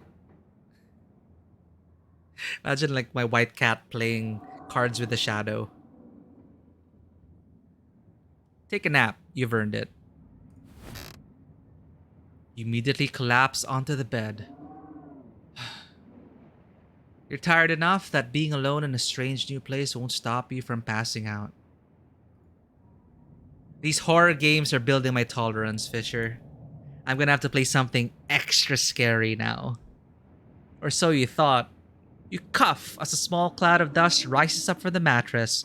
These sheets might be fresh, but everything beneath them might have been around to see the dawn of civilization. You try to settle in, but the bed is lumpy in strange places, and you can feel the springs pressing through the fabric. You might be tired, but you're far from tired enough to get in more than a few minutes of uncomfortable napping. That's enough. It doesn't seem like there's much else for you to do here right now. Might as well head to town. Now that you're settled in, there's not much left for you to do other than head out and explore the town. You do just that. See, I'm following the rules. I'm not like going to the Forbidden Wings. Not yet. If you'd have known you'd wind up having to walk all the way back to town, you probably would have just asked Tabitha to leave you at the bus stop, especially with how unhappy she seemed to see you. If only you could wipe the slate between the two of you clean and bury some of the tension. Though maybe her mother's funeral isn't the best time for something like that. Then again, maybe it's the perfect time. Continue down the path. It's really pretty out here. Finally, you made it back to town. The holler, as that guy on the bus called it, has probably seen better days. It still has the feeling of an idyllic country town, but its sidewalks are cracked and many of the storefronts are boarded up, their windows dusty with age.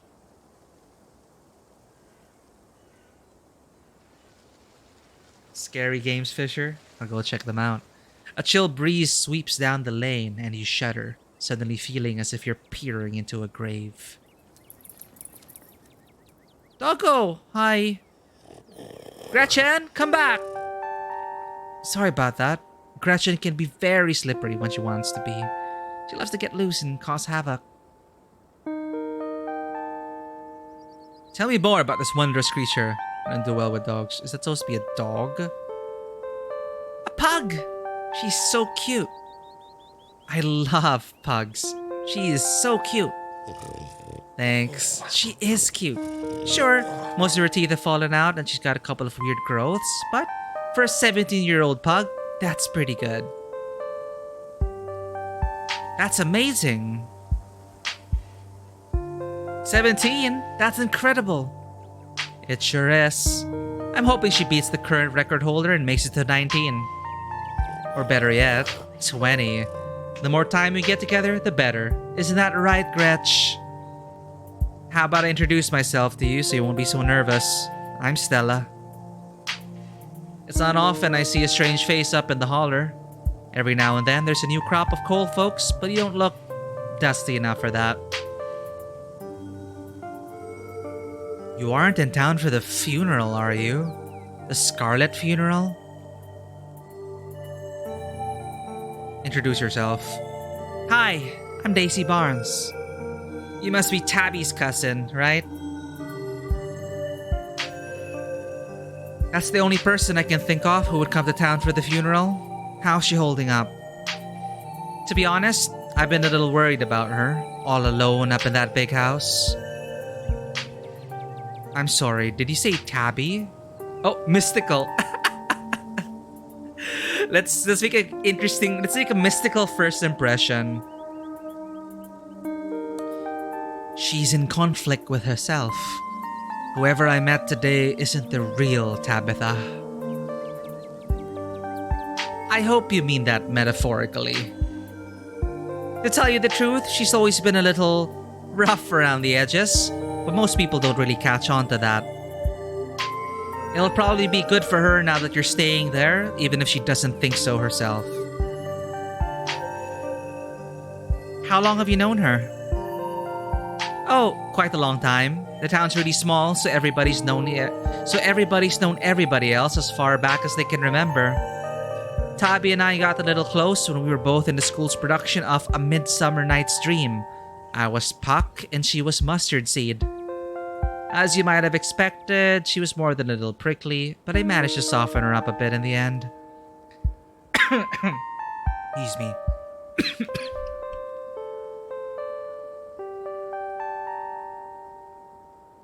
I swallowed some spit. Damn.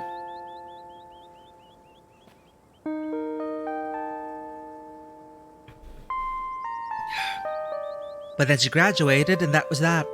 Oh, if you just got to town, she must be starving. I was just on my way to the diner for a coffee, and they've got amazing biscuits. My treat. Follow her. No option. Wow, that's a lot of people. The pleasant aroma. I'm gonna have another meal. The pleasant aroma of greasy breakfast food hangs heavy in the air. In contrast with the empty, lifeless atmosphere of the family estate, the diner is filled with the comforting din of human life.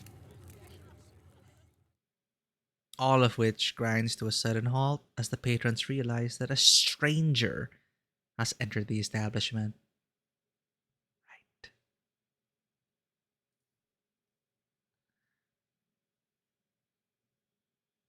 Silently stare at the patrons, quietly slide into the nearest booth. You slide into the nearest booth, pretending that you didn't notice everyone in the diner gawking at you like they just seen Bigfoot. No need to be shy, they don't meet many strangers. It's kind of a big deal when someone new wanders into town. Especially since, well, they probably all know what you're here for, and by extension, who you're related to. Even if you don't know anybody, it's not easy keeping secrets in a town of this size. Hey, Stella. I went ahead and fixed you up a coffee. They gracefully placed a cup of specially brewed coffee in front of Stella. Aw, shucks. Thanks, Avery. And here's some bacon for the little lady. Gretchen sniffs the bacon and digs in. Tip, you can hit the H button on your keyboard to hide the text box at any time. Ah, so we can see Gretch eat. It's funny how they put the text there, the tip here, because they understood that you're going to be blocking this lovely, lovely image. Anything for you? Isn't bacon bad for dogs? No thanks, I ate pretty recently. Stella said she's buying, so I'll have one of everything, please, and thank you.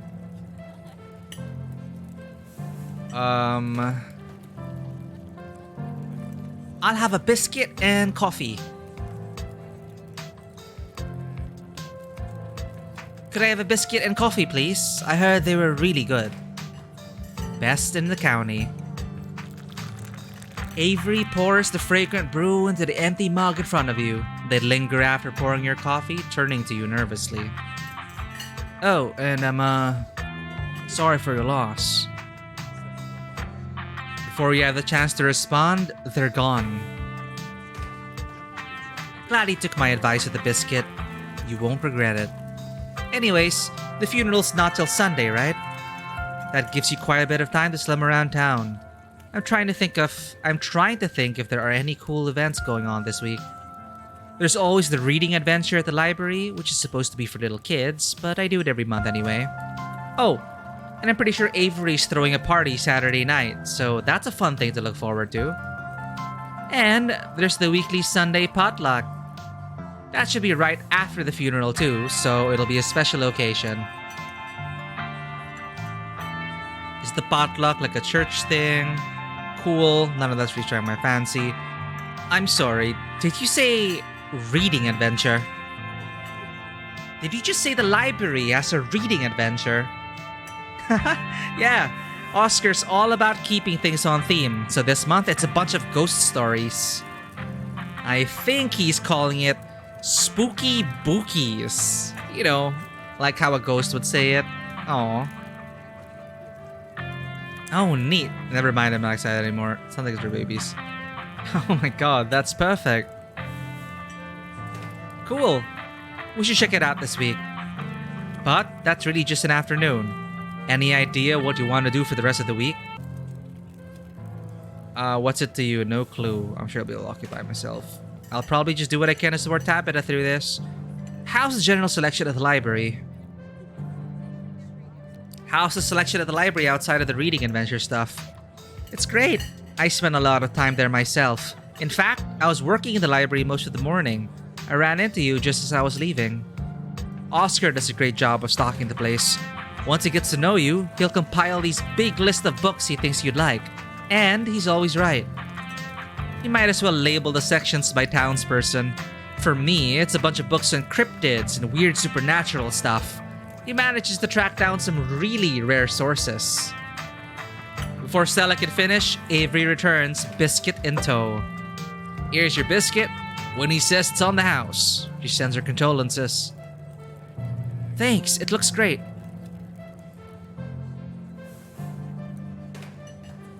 You didn't have to do that. Oh, you didn't have to do that. Looks great. No worries. Hope you enjoy it. Mystical. You pick up the biscuit. It's delicate and fluffy. It nearly crumbles at your touch.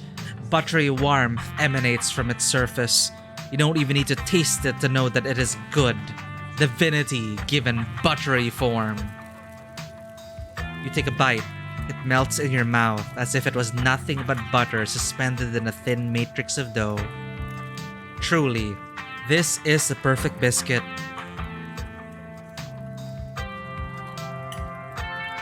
Whoa. This is a really good biscuit. Wow. I am so glad you like it. Avery lingers at the table for a moment.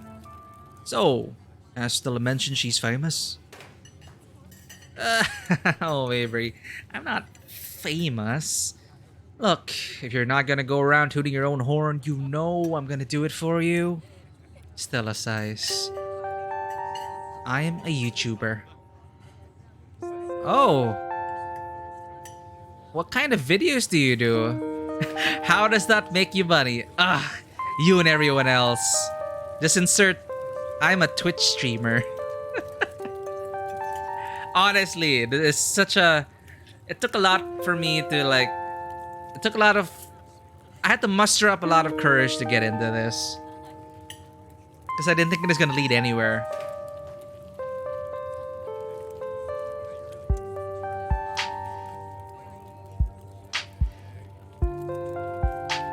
What kind of videos do you do? Ah, right. How they say that some dialogue options decide things for you. Cool. Cool. What kind of videos do you do? She hunts cryptids. You should really check out her channel, Daisy Bonds. It's amazing. I should probably name myself Daisy, not the full name. Daisy.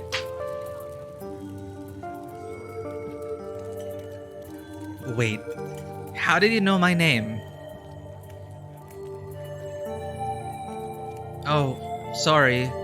It's just that most people in town know about you. Sorry, I'm sure that must have seemed creepy.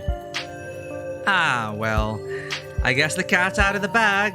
The Holler's a small place. Everybody knows everybody, and that includes extended family. It's all good. I was just caught a little off guard. Phew, glad that didn't freak you out too much.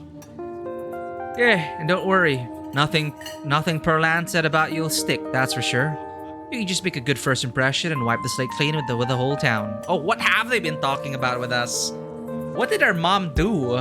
What did our moms get in a fight with?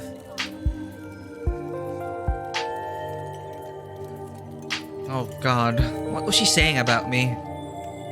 I can relate to this. Well, my auntie, rest her soul. Same thing with my mom and her sister. Oh god, what was she saying about me? Ah, jeez. Look, I'm sorry I said anything. Hey, don't worry about it. Perlan was a gossip and would do this sort of thing with everyone. Spreading weird little rumors about folks was kind of her trademark. Anyway, weren't we in the middle of talking about Stella's illustrious YouTube career? I guess we were, weren't we? I think the best videos to start with would that be that river one. Not the lake, but, you know, the controversial one. Oh yeah, the Catawba River Runner. I didn't expect much out of that footage at that time, but it wound up being my most popular video by far. So, the River Runner is a cryptid that's only known from a single sighting. 2 Boy Scouts thought they saw something big and weird at the Catawba River. And that's all I had to go on. But then, I wound up catching this on camera. Stella pulls out her phone and shows you a clip of something in a river. Book smart. The size and shape of the creature's body tells you it's likely a predator, and it's definitely not a wolf. You seem to recall that mountain lions used to live up here. Who's to say if there aren't a few left? Some folks said it was a beaver, but if that was the case, it'd be at least twice the size of any beaver I've seen. I also had people saying it was a dog, or even a capybara that must have escaped from a local wildlife sanctuary. I'm still not sure what it was, and I'm the one who saw the thing with my own 2 eyes.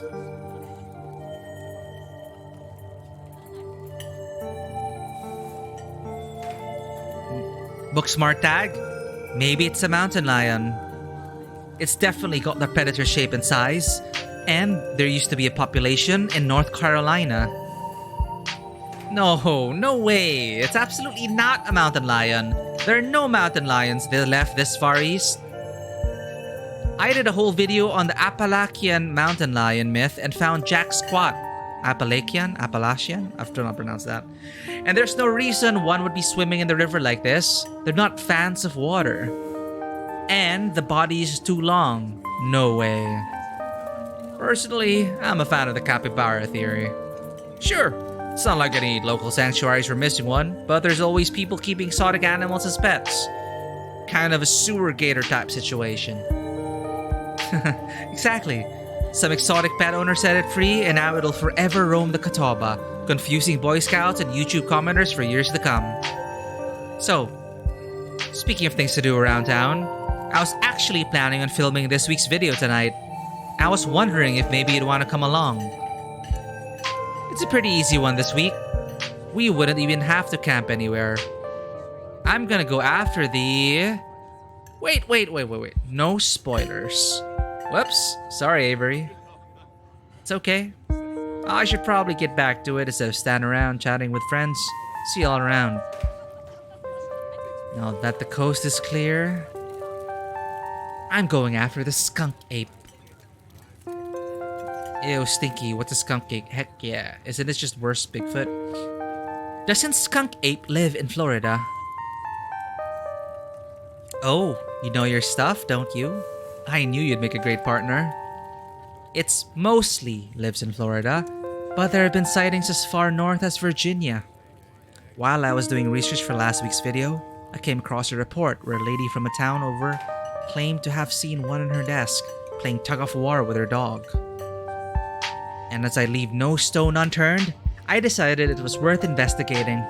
So, what do you say? Want to tag along? Hold the camera for me while I narrate against a darkening sky, that sort of thing? Heck yeah! So, I guess Daisy Barnes is... I guess she knows photography.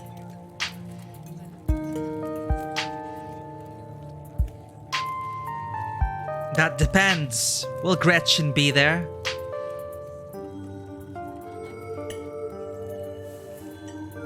Oh, trait combinations also matter. Cool.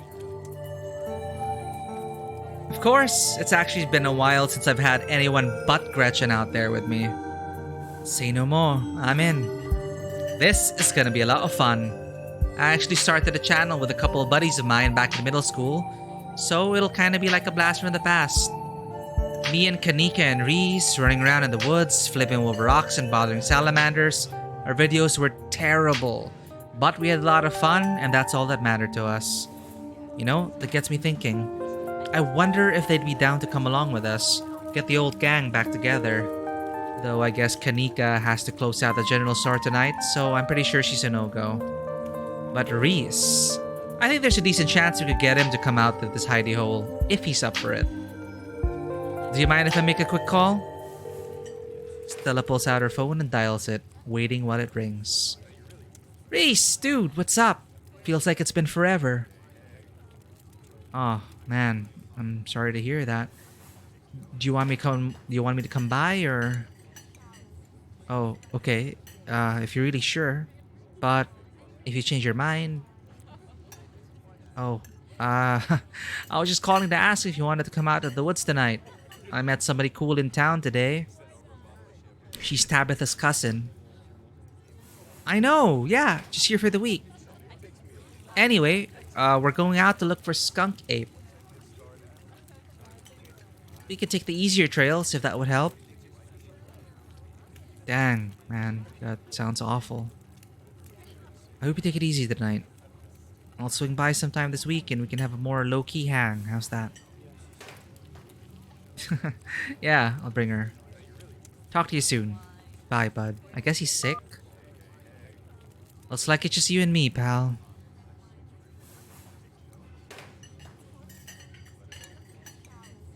Is he okay? He's not feeling well, that's all. He's had a lot going on in the past. Gosh, 10 years or so? But I feel like it's gotten a lot worse recently. I can't remember the last time I saw him leave his house. Oh well, it's not my place to talk about, really.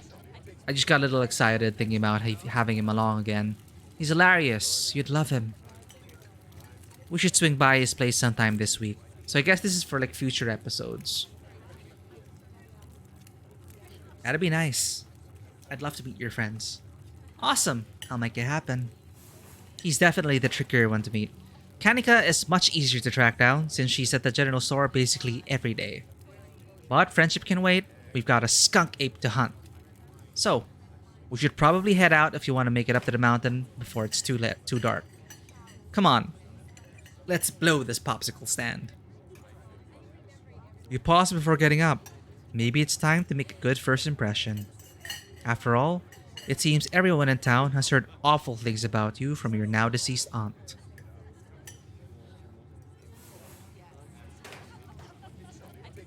Leave a tip. Reach into your pockets and pull out a single crumpled dollar bill and a quarter.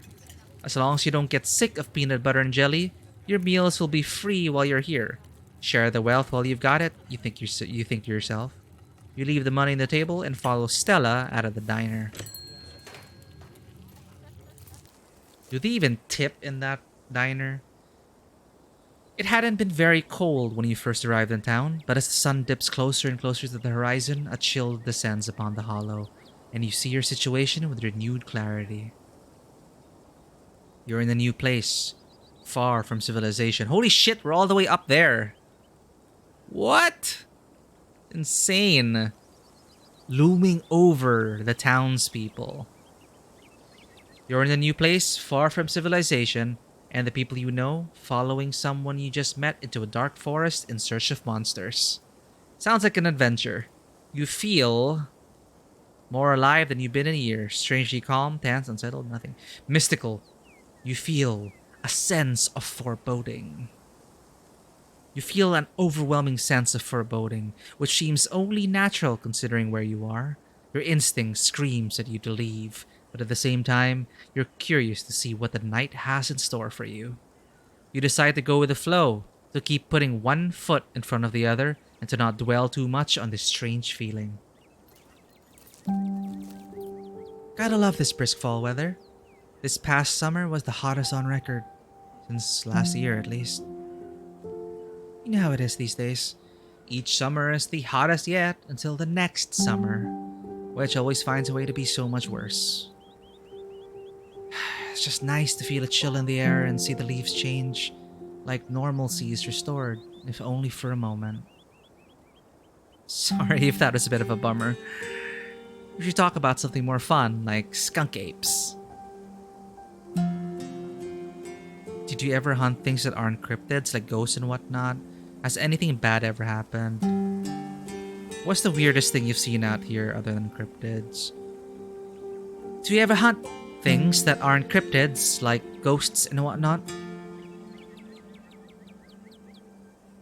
Like ghosts, demons, werewolves, that sort of thing? Oh yeah, for sure. I used to go after all sorts of spooky stuff. I never had much luck though, especially when it came to ghosts.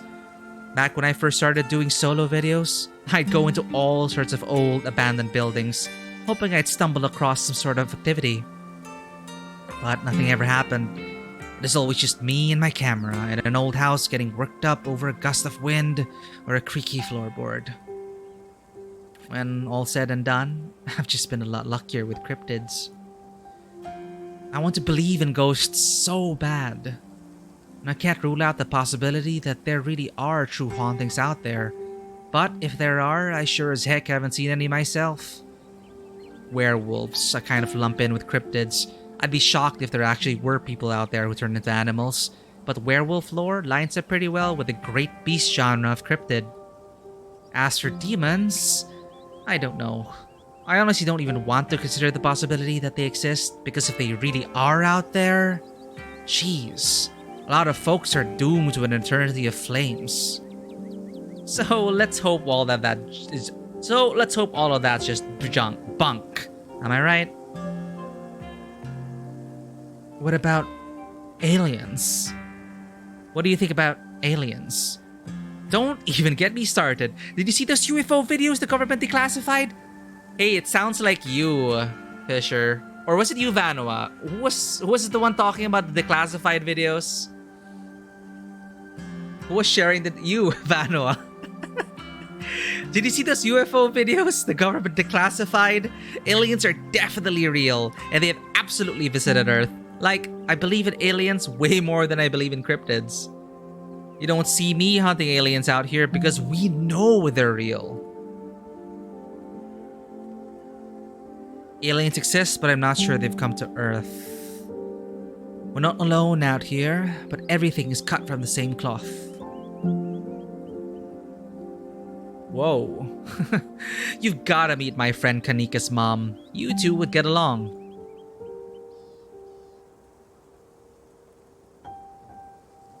What's the weirdest thing you've seen out here, other than cryptids? Oh gosh, that's a good one. Let me think. Well, there's always the deer I saw stealing baby birds out of a nest and eating them. That was pretty messed up. But I think most people know about that these days. I've seen tons of videos of other deer doing it, so I'm not sure if it counts as weird anymore. I didn't know that, deer eating those birds. Oh, Tetanus Lake, that's definitely the weirdest. It is a 5-foot deep, 30-foot wide pile of old cans and bottles and assorted garbage, with grass and trees growing on it, so you could barely tell it was there until you stepped on it. That is dangerous. It is practically solid ground with how much it had been compressed, but you could still fall through it if you weren't careful, hence the name. Better be up on your shots if you want to mess around in there. It is all stuff from the 50s too, which is super neat. I salvaged a few bottles that I keep on my dresser as a little souvenir. Are you really expecting to find anything? What are the chances we actually run into a skunk ape in just one night of filming? That's fair. We are hunting a creature that stayed hidden from humans long enough to gain a mythic reputation. What are the odds of something like that popping out to star on my little YouTube channel? But hey, the chances are never zero, right? Has anything bad ever happened on these hikes? You know, just curious. Let me think. There was that time back in early high school when Reese fell down a cliff. But he was fine. We had some folks from town rig up a pulley to get him out of the ravine, and his leg only took a couple of months to heal. All in all, not too bad.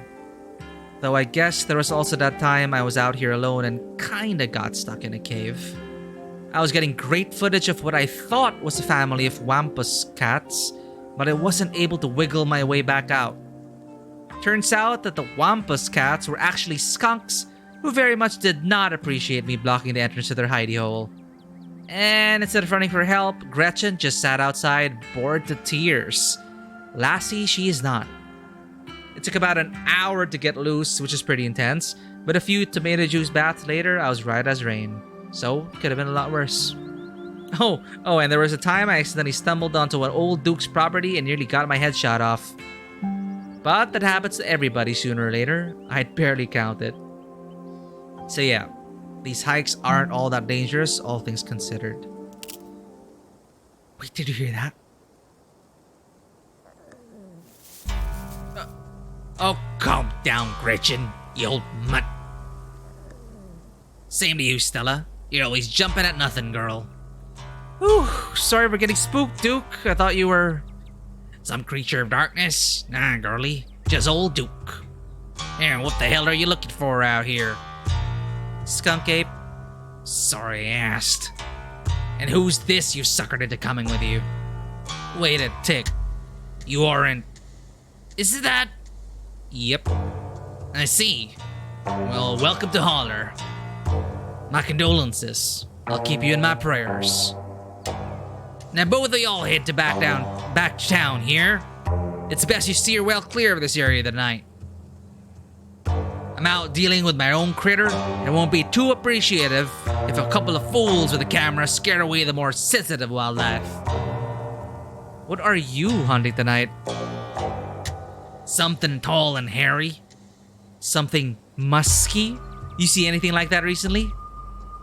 Wouldn't you like to know? You never could stay in your business.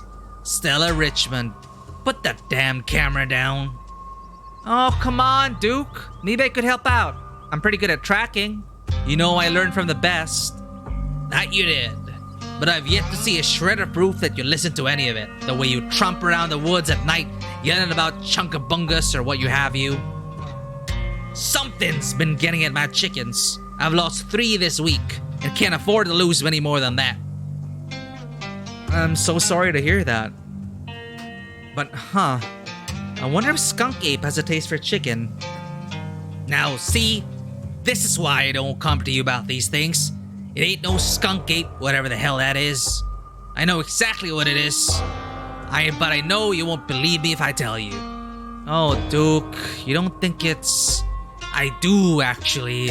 It's those damn mountain lions. They're out there, Stella. I don't care what your little investigation turned up. You haven't been out of these woods as long as I have. Those sons of bitches are sneaky, of course. You wouldn't find any in one night of tracking. And I know for a fact that's what's been getting at my chickens. It couldn't be anything else. That's 2 people believing it's mountain lions now. I'm telling you, man, mountain lions are extinct in these parts. There hasn't been an actual sighting since the 1990s, and even those were iffy.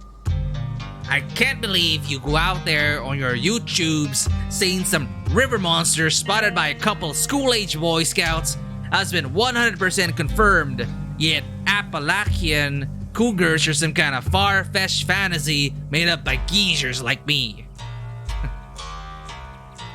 You made me look like a fool. I read those comments. People were posting on your video. They're calling me all kinds of names just for seeing things with my own eyes that I know to be true. I'm sorry, Duke. I didn't mean to sick anybody on you. I just don't think it's plausible. You'll eat those words when I come carrying a mountain lion corpse out of these woods at dawn. And if you two don't want a face full of buckshot, I suggest you run home and stay out of the woods tonight. Mystical. As Duke's words leave his mouth, a sinking feeling starts to pull at your stomach, as if the 4 of you were inexorably creeping towards something terrible. If you find a mountain lion, don't kill it. But we were here first. Right on, Duke, kill them out. Can you just buy more chickens? Okay, let's go. Oh, okay, let's be the weird kid. I don't think this ends well for you. How would you know? I go hunting in these woods all the time. Night, day, opossums, bears, it don't make a difference. Even a mountain lion wouldn't stand a chance against the ingenuity of man here. Unless it's not a mountain lion. Oh, don't you get started again. If your daddy could hear you now, going on about ghouls and goblins, using what he taught you to run around these woods like some kind of paranormal investigator. Do you want that to be his legacy, girl?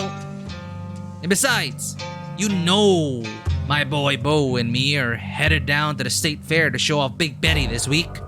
We'll be gone days, and the chicken coop might as well have a big ol' you can eat sign on it if I don't nip this in the bud tonight. You know how I feel about my chickens. I couldn't take it if I lost any more of my poor little ladies. And you know I have to put out a video by tomorrow evening. Mystical. As Duke and Stella dig their feet in, the sinking feeling in your gut gains form and clarity. Somebody here is going to die tonight. What? Am I just imagining things as a mystical person? If I miss an update, I might lose my new sponsor. And who knows what that'll mean for my career. Let's just go, Stella. Remain silent. Wait. One of us is going to die tonight. I can feel it. Now, what's that supposed to mean? Are you trying to threaten me? I don't know. It's just a weird feeling. A weird, bad feeling. Whoa. Are you psychic or something? My reply is no, maybe. Ask again later. Signs point to yes. Whoa. What am I thinking right now? Oh, hush, you ain't psychic. You're just trying to unsettle me, so I'll let y'all go off in the woods to film your little video. Daisy, I think you freaked Duke out enough for one evening. Maybe we should leave the poor man to his wild goose chase. I am not freaked out by your friend's theatrics, but if it gets you out of my hair, sure, I'm greatly disturbed. Now run along home and stay out of trouble. Oh god. As you and Stella return to the trail, she carefully looks back the way you came. Okay, the coast is clear. There's no way we're letting Duke edge us out that easy. Come on, I know a trail that'll let us get around him. Wait, he might get shot by accident. No way. Not with Duke and his shotgun out there, waiting to blow our heads off.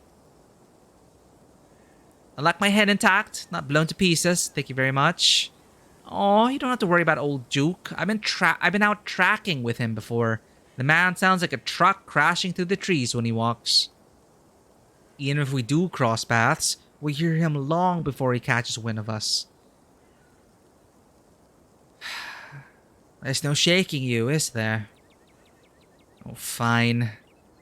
You'll just follow me until I finally relent and go monster hunting with you. I promise it'll be fun and safe. The trail's just up this way. Let's go. Oh no. Alright. This looks like a good shot. Mind holding the camera? She hands you the camera and takes position. Oh god. Oh god. She's gonna die. She's gonna get shot. Or get clawed up. Oh my god. Wait. As night falls, my new assistant, the mysterious Daisy Barnes, and I find ourselves on a high hill in the Blue Ridge Mountains, where we'll begin our hunt for the elusive yet pungent skunk ape. Oh, it's October 24, 2022. Though mostly encountered in Florida, this possible relative to Bigfoot has been spotted all along the southeastern edge of the United States, including right in this very county. Here's hoping we get a glimpse tonight. We'll check back once we're on the trail. Until then, stay searching, Stellars. Hey, that's a nice way to call their community. Stellars. I can take that camera off your hands for now. We'll be able to start the tracking scenes once the sun sets all the way.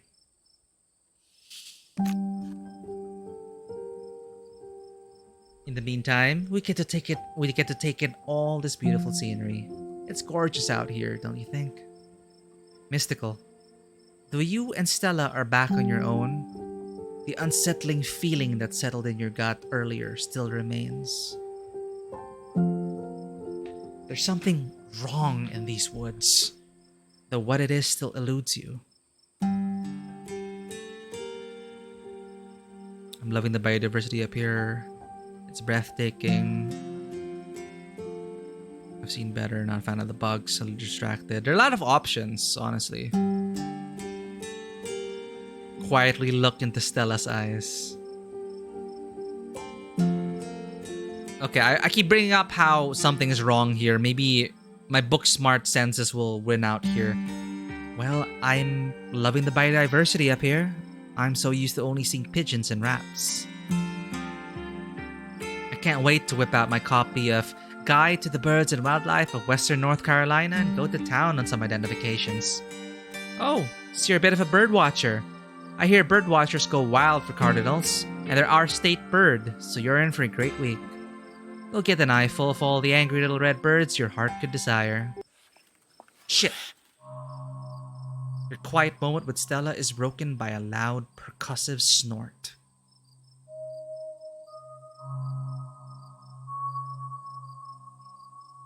Death has come for me at last. Goodbye, cruel world. Whoa. Was that a deer? I've seen videos of them making that spooky little warning snort, but I never heard it in person. Sure was. Let's check it out.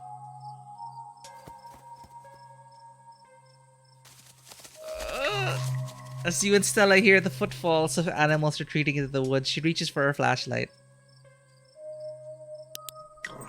Oh my god! A single deer remains behind, staring down the beam of light while Gretchen whines and pulls at her harness. Oh no, what happened to you, dear? And then it's gone. Jeez, Gretchen, calm down. You're gonna hurt yourself. She cannot handle deer. When she gets like this, I usually have to pick her up and hold her. She has a bad habit of slipping her harness when she wants to go after something. Oh no, foreshadowing. You're too much of a potato, and they don't make harnesses to fit potatoes, do they? Explore and book smart. Was that some sort of assist or something?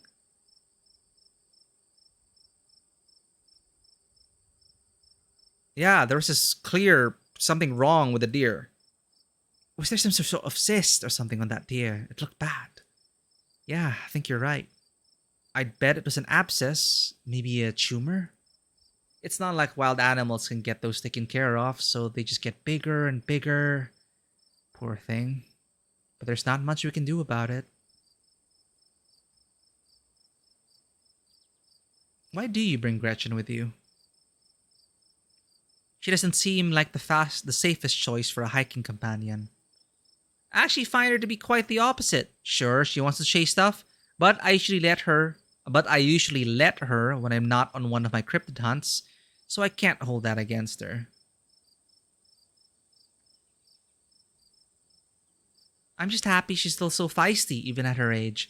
Pugs aren't exactly known for their good health, but here she is, running around in the woods at 17. Yeah, poor pugs. And I feel like the fresh mountain air and exercise have helped a lot in that regard. You defy the laws of nature, don't you, Gretch? Whew. Well, remain silent.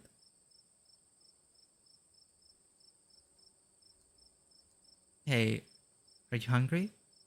Now seems like a great time to take a snack break.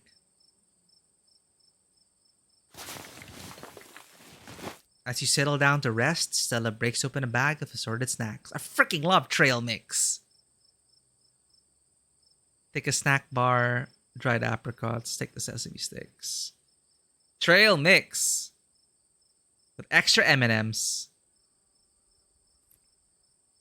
Welcome back, Matthew. How's it going? This is recommended by Vanoa. We are playing Scarlet Hollow, Episode 1. I'm not sure if it's a Next Fest thing or if it's really just, a free episode for Scarlet Hollow. There are 3 episodes out now, I think. Out of 7, Vanoa. So episode 1 is free. Take the trail mix, extra M&Ms. You grab the trail mix. Classic choice. It never fails to satisfy. I like to mix my own to make sure it has the best stuff. And I use dried cherries instead of raisins. I do like raisins, but I also love dried cherries. Maybe it's a bit of a controversial pick, but even as someone who's passionate about dried fruit, I simply cannot abide raisins. I can't say I have a horse in this race, it's all good. I can't say I have a horse in this race. I love both cherries and raisins. Dried fruit is dried fruit to me. It's delicious, but I can't say I prefer one over another. That's a good way to experience the world, friend. Just enjoy what life has to offer. Free from judgment. Nice. Dried cherries are better, though. Thank you for the gift sub, Matthew. Enjoy your gift sub, Phlegmagoo. wherever you are out in this wide world. So this is supposed to be a horror game. Gretchen is an adorable pug. You and Stella settle down on an overlook, snacks in hand, as the quiet sounds of evening wildlife wash over you. Gretchen gnaws a stick, distracted for the time being. So, tell me what it's like in New England. Do you have a house? An apartment? Do you live with family, roommates, pets? Oh, we did type our city. But that's not a city, is it? Is it? Tell me what it's like to be Daisy Barnes. I guess we're gonna establish about our character here. I live in an internet cafe. I'd rather not say. 12 by 12 shed in someone's yard. I live in an apartment with a difficult roommate. I live in a doorless basement that floods whenever it rains.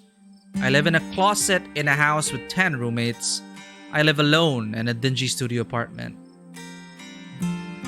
I'll say maybe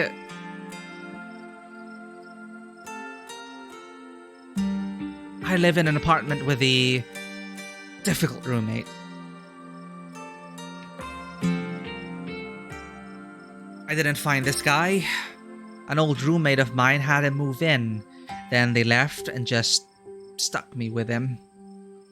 He's not the worst roommate I've ever had, so I can't complain too much. The biggest issue is his complete lack of respect for any boundaries. He sleeps on the couch in the common area most nights, always unclothed. He steals bites of my food, which he thinks he's been real sneaky about it. But there's nothing sneaky about taking a huge bite out of a freshly made sandwich when there are only 2 of us living there, even if I'm in the other room when it happens. And he infringes on my privacy at all times too. If I close the door to my room, he'll just start screaming, and sometimes even attack the door until I open it. Then just walk away. It's like he has a complex about closed doors. Which of course also means he doesn't close the door when he's doing his business. Almost like he wants me to watch him. And at least once a week, he somehow misses and leaves these big pee puddles, which I always wind up stepping in. It's gotten to the point that I think he's causing lasting damage to the house, and no matter what I say or do, it just doesn't get through to him. Anyway, sorry for the rant. I could go on for hours about this guy. I mean, he's a cat, yeah, but he's a particularly horrible cat. And it's not like I can just give him away or anything. That would be cruel. No, that's the roommate. He's a cat. Wait, he's a cat? Like the animal. Yeah, his name's Truck. I'm terrified I won't get my security deposit back because of what he's done to the place. Oh, Truck. So, what do you do for a living? I build programmatic ads for a company nobody's ever heard of. I sell arts and crafts on Etsy. I'm a first-year associate at a big law firm. I'm a streamer. Oh, there you go. I'm a streamer. I'm a student. I'm a teacher. I'm in the service industry. I'd rather not say I'm a teacher. Daisy Barnes grows up to teach anthropology at the Miskatonic. I'm a teacher. I'm in one of those have your debt forgiven in 10 years programs right now. So I won't be in the best financial positions for the next decade. Gosh, that's a long time. The kids I teach now will be graduating high school. A teacher? That's such a valuable thing to be doing with your life. I love it, but I wish it paid more. It's alright. I hate it. Remain silent. The kids make everything worth it. I love being able to pass on what I've learned to the next generation and learn about TikTok and Roblox girlfriends from them. The low pay doesn't even really matter to me. I wouldn't trade this for anything. A crisp breeze passes over you.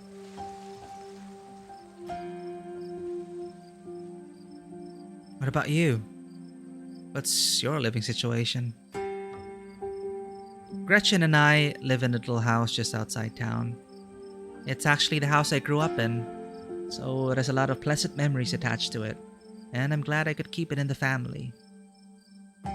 My great-great-grandfather built that house, and he must have done a great job because it's just as sturdy as it's ever been.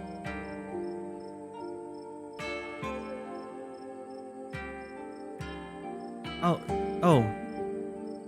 Do you live alone? Yeah. The place used to belong to my parents, but they're not around anymore. And the Holler's a small enough place that other folks don't need roommates. Fisher, thank you for continuing that gift sub. It didn't announce on chat, it is like an anonymous ghost message here. But if you didn't want people to know, oh, I'm sorry. Yeah, it says here ghost message, so only I know that you continue. But thank you for continuing. Thank you so much for the support, Fisher. Oh, it does? Awesome. I wonder why it's a ghost icon though. Yeah, the place used to belong to my parents, but they're not around anymore. And the Holler's a small enough place that other folks don't need roommates. Oh, because they're dead? No. Oh, jeez. I'm sorry. It's okay. You didn't know. And I've done my mourning. You don't have to watch your tongue around me or anything. Life goes on. There are like 2 eyes on the lower left.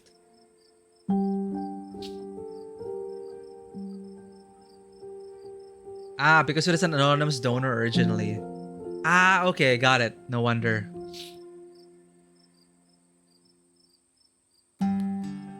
What were they like? It's been that long already? It's been almost a month since we met an exocolonist. That's insane. What were they like? Yeah, we keep sharing. This keeps popping up. Yeah, members of the Dead Bombs Club. Jeez. Explore. Well, what were they like? Did you get along? They were amazing. 2 of the nicest people you'd ever meet. And interesting too. My dad was a bit of a regional legend among hunters and trappers.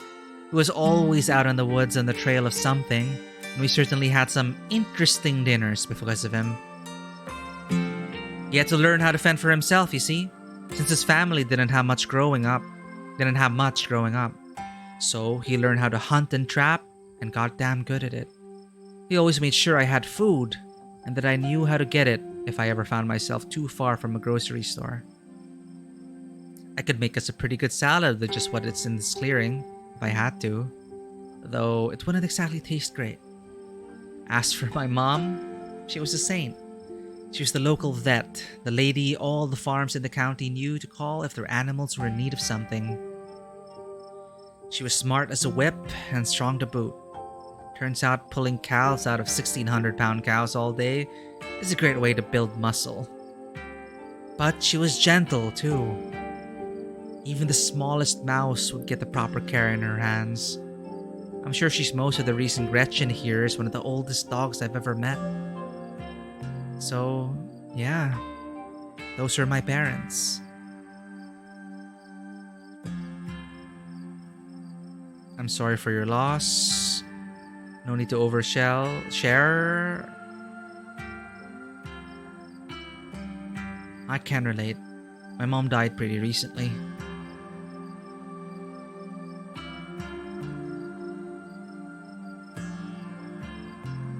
Oh, I think it worked out, Fisher. Because I also got the notification. Again, thank you so much. I will get a bill in a few days. That's weird. Huh. Usually it's like emails, right? But I think it did pass, it did get through. So, no worries. And again, thank you so much. Never expected to be here streaming like this to a captive audience. I can relate. My mom died pretty recently, so I get it. It's alright if you never need to talk about things. Aw, thanks Daisy. That's really sweet of you. How are you holding up? So we're also establishing our relationship with the mom here. Now I'm curious, across 7 episodes, like, are they gonna like remember things here? All right. Hopefully it worked out, Fisher.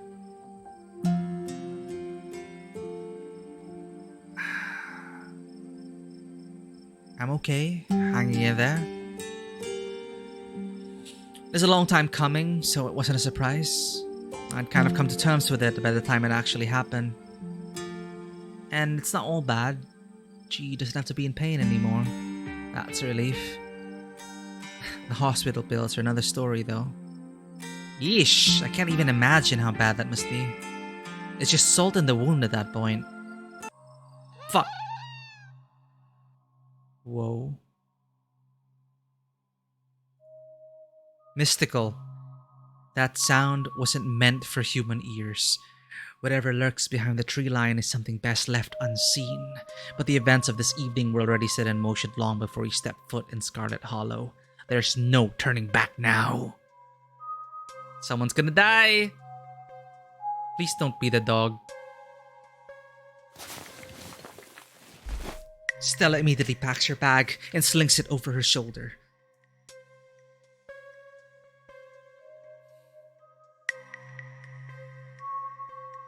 There's something terrible out there, Stella. Whatever it is, it's close. Here, hold Gretchen's leash for me and let's check this out.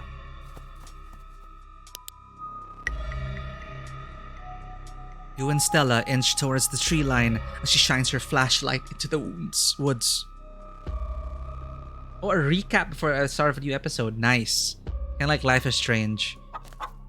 Shit. As you approach, a series of weak clucks calls out from a nearby bush. Shit. I think it might be the old man using like a duck call or something. She might get shot. Maybe Duke's birds weren't eaten after all. Holy shit. What the hell was that? Hold on, I gotta play that back. Holy shit. I'm guessing it must be maybe 2-3 feet tall? Doesn't look hairy either. So I think we can rule out skunk ape. But whatever it is, it has one of Duke's chickens. It looks like it's headed north. Let's go after it.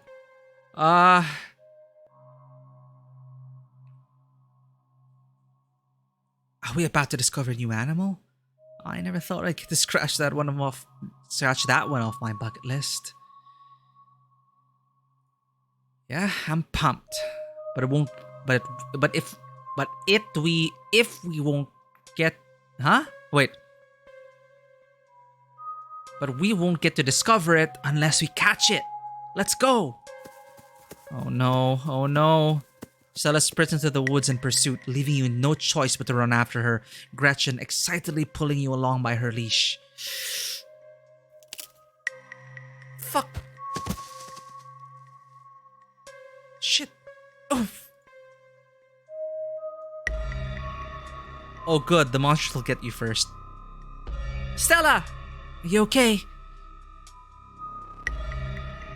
She's gonna get dragged away! Yeah, I'm alright. I just tripped on something weird. Oh no. The poor thing. It must have been one of Juke's. Oh Jesus! It's still alive! Investigate the chicken. You move towards Stella to get a closer look at that chicken. Don't let Gretchen too close. She'll try to take a bite if you don't stop her. You hold Gretchen's leash close to your chest. She seems nervous, squirming slightly against her harness. Examine the growth. Good God. At first you thought it might have been a tumor, but this is something else. The skin is stretched taut, the growth pulsing beneath. It's hatching. If you didn't know better, You'd say this could be some sort of parasitic growth, like a wasp laying eggs inside a caterpillar. Examine the head. Its poor little chicken eyes look up at you, glazed over, but still rolling around in their sockets with unfortunate life. Examine the wing. Looks like this is what Stella slipped on. The wing is barely attached, but that seems to be the least of this chicken's concerns. Having investigated to your heart's content, you turn away to give Stella room to film. I feel like she's gonna get dragged away, chat. It seems we found one of Duke's chickens, folks, and she's not looking good. I'm hesitant to speculate, but she definitely seems to have some sort of growth under her skin. Could be a tumor, could be something else. Either way, I don't think there's much that can be done for her at this point. Jeez. I'm gonna have to put up some massive content warnings for this video. Get away from the bush line! Or a shotgun blast to the head, right? Hey! Do you hear that?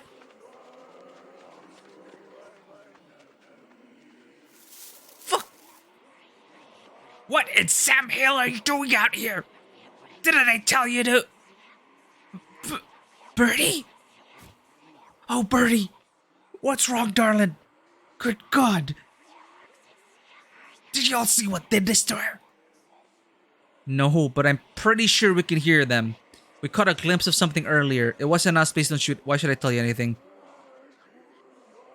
No, but I'm pretty sure we can hear them. We didn't see whatever did this to your bird, but I think we can hear them right now.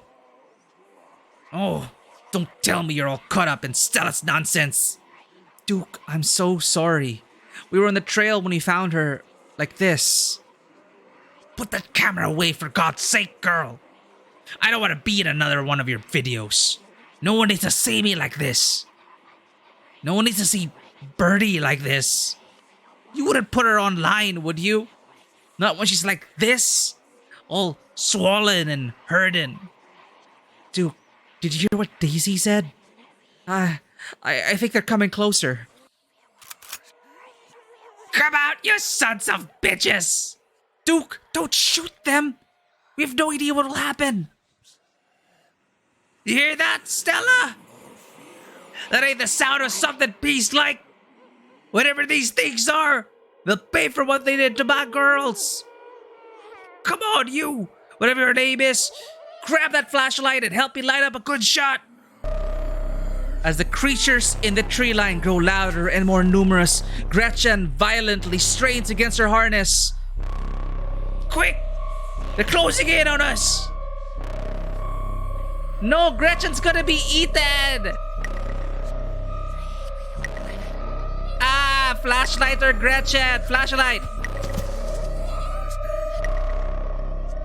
You dive to the flashlight and swing your body towards the woods. I said aim the damn thing! Quick! Light up the woods. Perfect! Just grazed it. That should make it pretty easy to track, eh, Stella? No, Gretchen! Yeah, a blood trail is pretty hard to miss. Guess we know it wasn't a mountain lion's after all.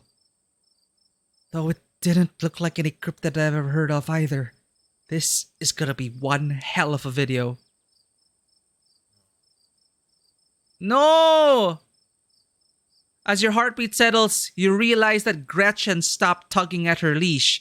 You look down, only to find an empty harness and the paw prints of a runaway dog. Wait, where's Gretchen? Where's my dog? I warned you both, if we stayed out here, something terrible would happen. She must have slipped out of her harness. I'm so sorry. Stella, I tried to hold on to her. Gretchen! I'm coming for you! Oh no. I'll be damned if I let her chase after those things alone. Alone, you have no choice but to follow Duke and Stella into the darkness. There's a trait that lets you do both. The strength thing, maybe. Or the talk to animals. Guess I'll die. Go after them. You steal your nerves and run into the unknown. Oh no!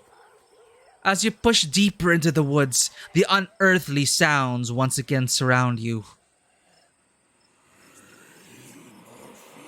Oh god, they're back! I know. We just have to keep pushing forward. Damn it, girl! Gretchen, no! Are you trying to get us lost? Slow down! I'm just following the trail. Holy shit, I think I'm gonna be sick. Lord, that smell. What are those things? It's like victims of... No! The shrieks pull back into steady whispers as you, Stella, and Duke stumble upon the putrid bodies of dozens of dead and dying animals. At the edge of it all, an immobilized Gretchen gurgles in pain as one of the creatures looms over her. A sinking realization pulls at your gut. This is their nest and you are surrounded. Gretchen! As Stella steps towards the nest, Duke pulls her back.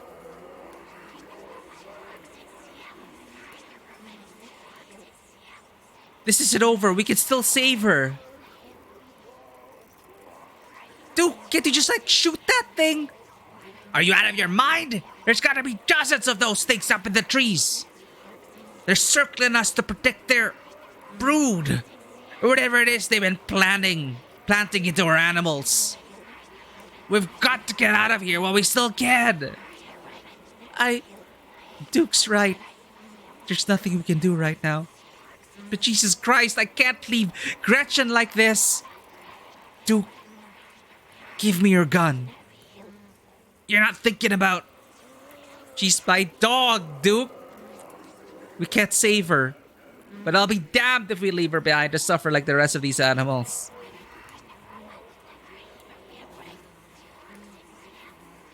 Oh my god. Of course they had to take the dog out of the picture.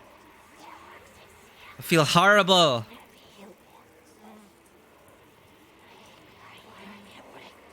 Let me do it.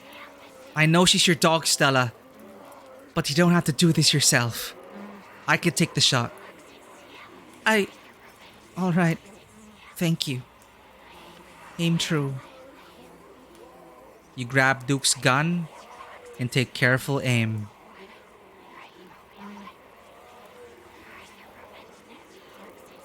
Oh, Gretchen. Oh my god. Pull the trigger.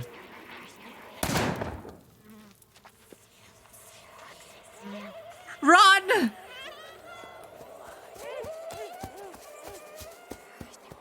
As soon as the gun fires, you, Stella, and Duke sprint back through the woods, the unearthly hollers and whispers of the nest nipping at your heels.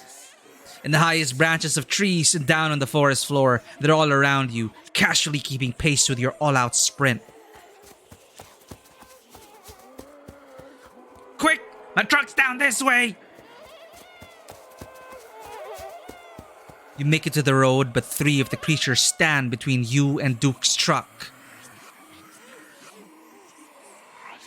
They're protecting their nest. You have to give them Bertie. You've stolen from them, Duke. You have to give them back what's theirs. They're protecting their nest. You have to give them Bertie. They won't let us leave until you give them Bertie. Daisy's right, Duke. Is this what you want? Is this what you want? You sons of bitches! Fine, take her. Take her and leave us be. Duke. Get in the truck and let's get the hell out of here. Duke, do we have to take the truck back? I could just walk. Those creatures left. I'll be fine. Wait. Huh? Stella, now's really not the time. Alright. I could do this. The three of you sit in silence as Duke drives back to town. The ride feels both like an eternity and like nothing at all. Eventually, it's over, and you find yourself outside of Stella's house. Thanks for taking me home, Duke. Anytime. But Jesus, Mary, and Joseph. What were those things? I have no idea. Never heard of anything like them. But I got a ton of footage. Nothing really clear, but it's a start. You better go check in with Bo. He'll be worrying about me. You and your friends stay safe. Looks like those things didn't follow us, but... well, no point in talking about the butts. Just look out for yourselves.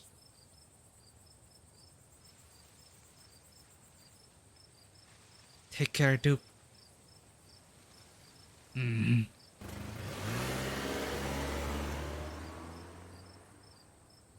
Here you are, back in town, away from the woods, with no one but Stella in sight.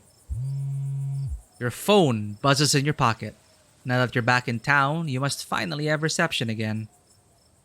Missed call. Tabitha, Tabitha, Tabitha. Where are you? Where are you? Where the hell did you go? Where are you? 6 missed calls from Tabitha. I think we're about to end. I feel like it's almost the end of the first day. But holy crap. Did the dog have to die? I guess so. Sad. And 13 text messages.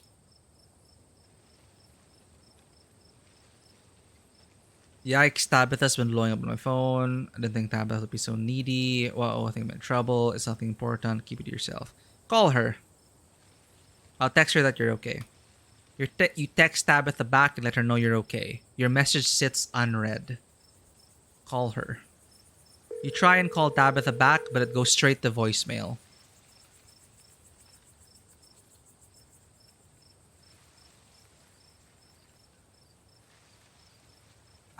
Tabitha's been blowing up my phone.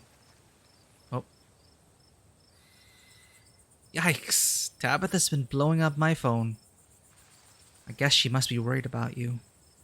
God, what a mess this night's been.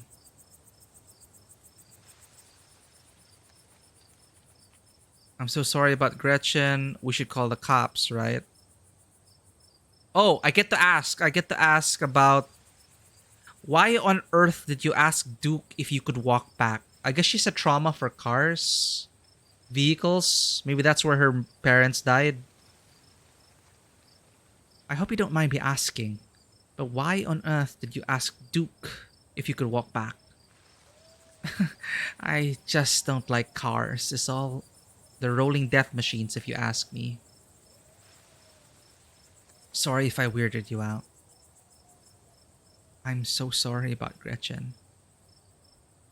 There's nothing we could have done. I just have to accept what happened and move on. She was 17 after all. It's not like we had many years left.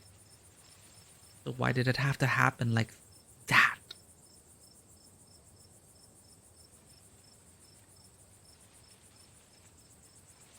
It's my fault. It's not your fault. It's your fault. It's my fault. I should have grabbed her. Daisy, you were in an impossible situation and you made a difficult choice. It's done. And I'm not going to hold it against you.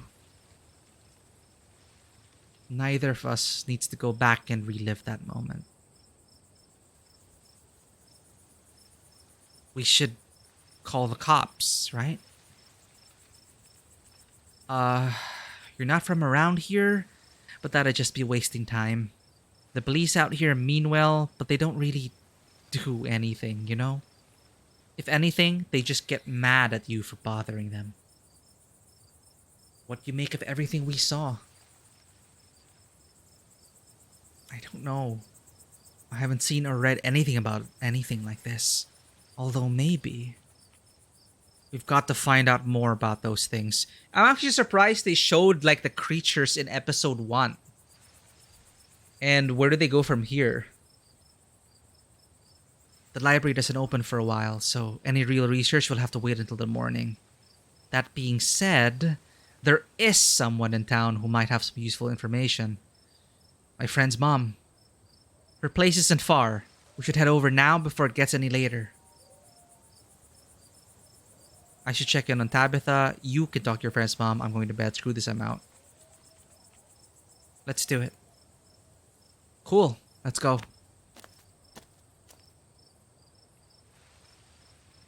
I hope she's still awake. Oh shit. Daisy Barnes. Jesus. Oh! You and Stella turned to see a shadowy figure staring at you from across the road. You didn't hear it approach. Welcome home. Whoever this is, its presence has chilled you to your soul. Before you can respond, the door behind you swings open. An older woman stands in the entryway. Go home, Wayne. I can't help you tonight. You look back and the figure is already gone, disappeared into the shadows of the night. I'm sorry about that, Stella. Some people just can't be helped. What brings you out here so late? And who's this? Hi, Mrs. Forsyth. This is Daisy. Is it okay if we come in? You and Mrs. Forsyth briefly lock eyes. So blinding and overpowering is her aura that just looking at her feels like staring directly into the sun. Her gaze pierces entirely through you, and in that moment, you feel wholly known.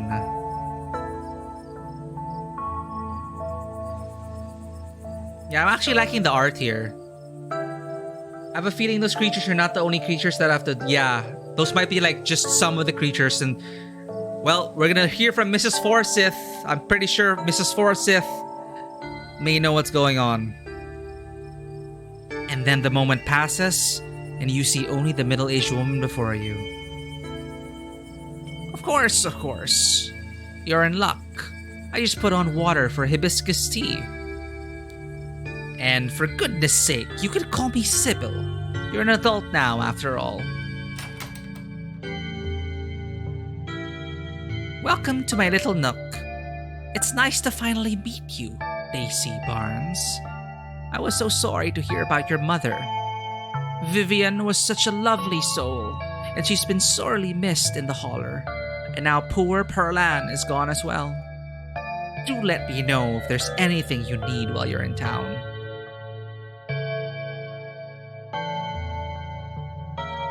You knew what? Who was that outside? Is that a pot plant? Maybe, right? She does have a lot of herbs. I guess she is the witch of the town. Who was that outside?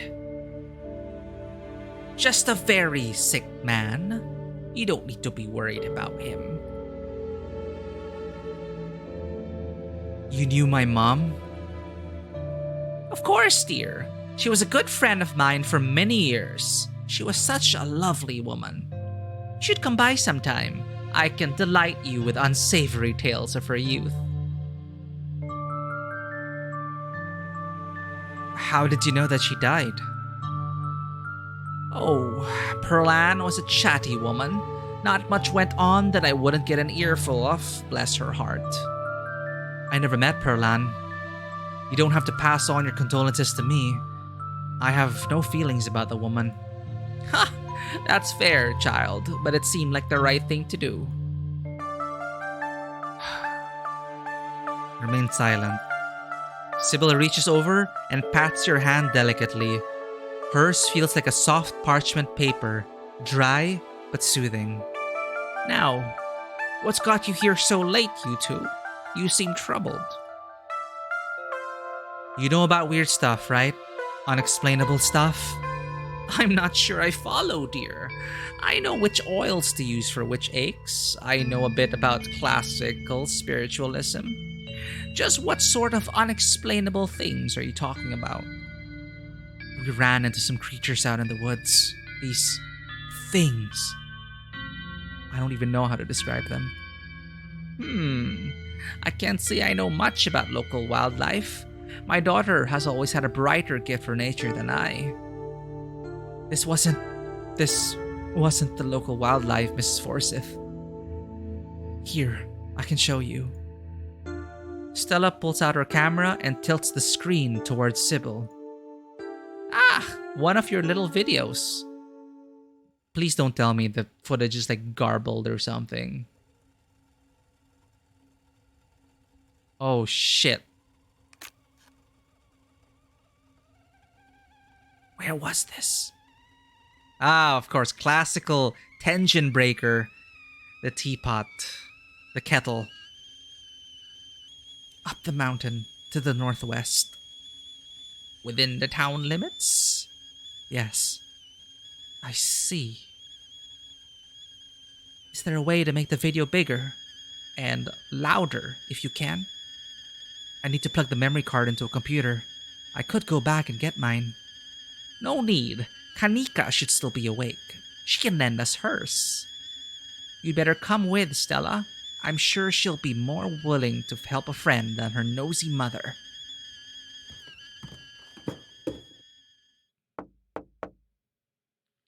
Kanika, come on out. We could use a little help. What, Mom?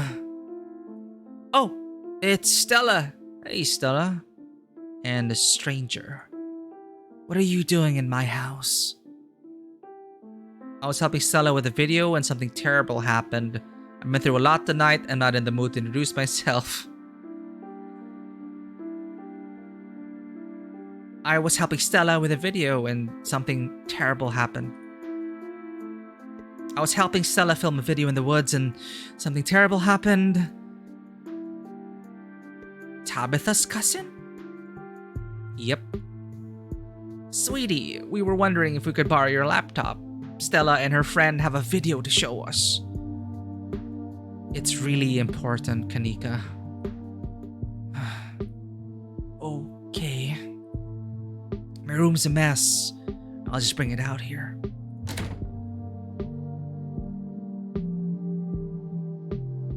Heads up, Kanika. This is graphic.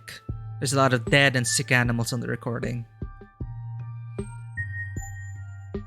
You know I have a harder stomach than any of our friends. I'm pressing play. Silence washes over the room as the video plays. Stella, what the hell is this? Did you film it? Was that Gretchen at the end there?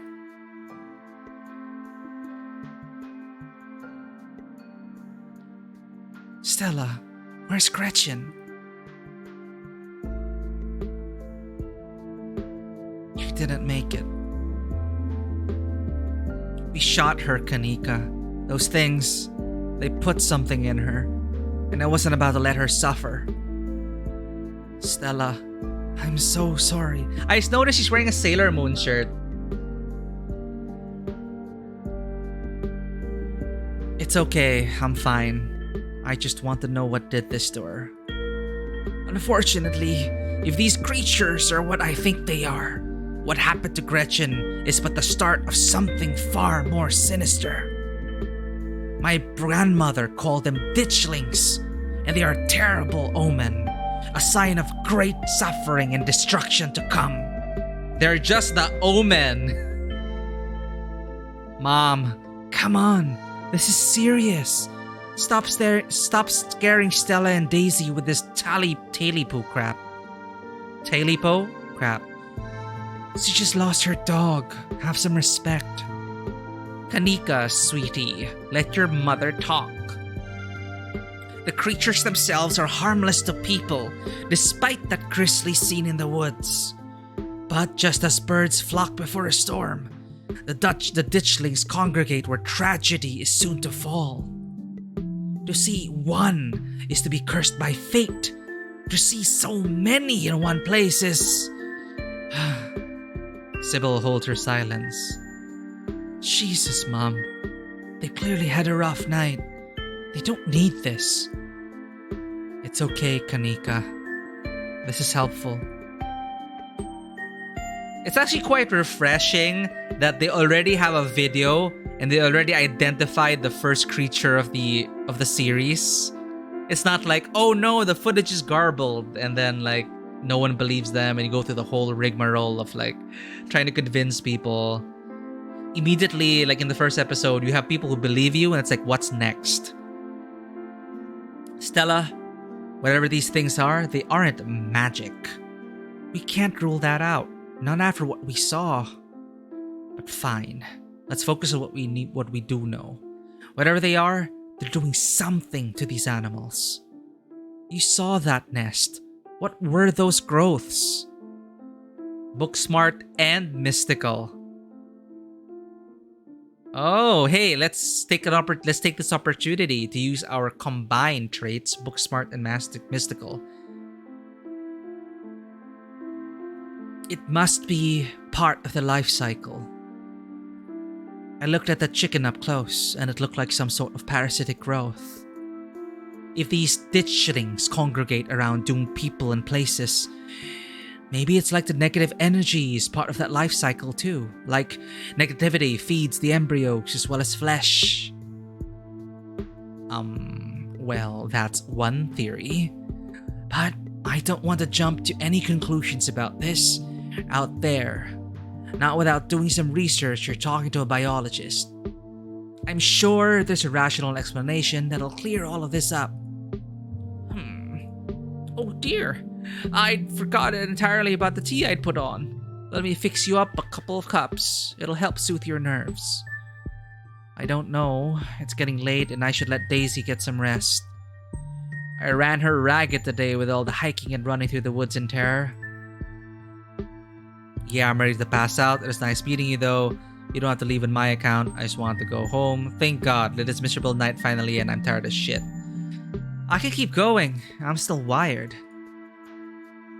I can stay out. I'm still wired from everything that happened. Huh. Okay, maybe it's that I'm eager to get home and start doing some research. I'll ask around on my usual forums to see if anyone has information on ditchlings. Is that what you call them? That's right. You go on home now, and do try to get some rest. Don't stay up all night on the online. Let me get you some of my house-made peppermint tea to go. It really does wonders to soothe the soul. Bye, Stella. I'll see you tomorrow, okay? And call me if you need to talk. Thanks, Kanika. I'll see ya.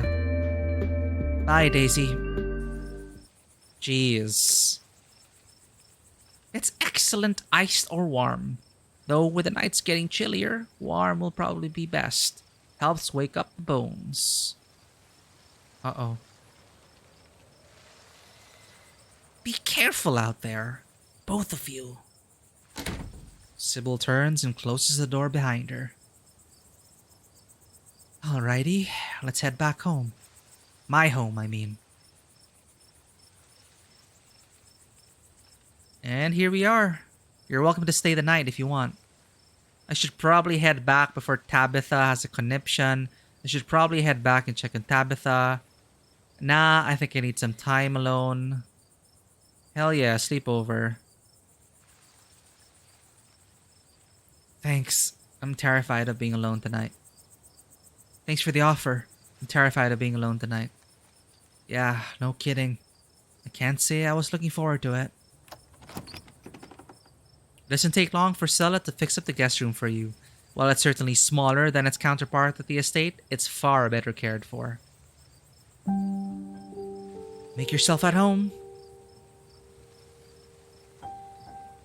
You didn't have to do all this. What do you make of all this? Who was that guy outside of Sybil's?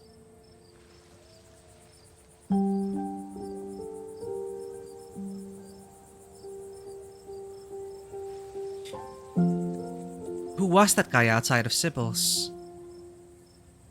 There was something about his presence that chilled me to my soul. Wayne? I haven't really gotten to know the guy. I think he works in the mine. Oh, the mines. The cursed mines. It might be worth looking into him. What do you make of all this? Gosh, I don't even know where to begin. Those creatures are out there and they're doing something horrible to the local wildlife. I know that some of the things Sybil said were a little wild, but if she is right and they are an omen, maybe we can change things and stop whatever's brought them here before it happens. Not that bad. And it's been... Yeah, not that bad, Vanoa.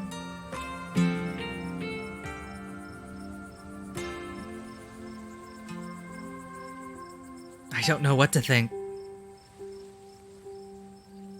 That's fair. We'll have to see what tomorrow's research turns up. You didn't have to do all this. You know you didn't have to do all this, right? You don't have to worry about that. I'm glad the guest room is finally getting some use. Are you going to be okay after what happened with Gretchen? I'll be okay, Daisy. But I don't want to talk about it right now. Rest in peace, Gretchen.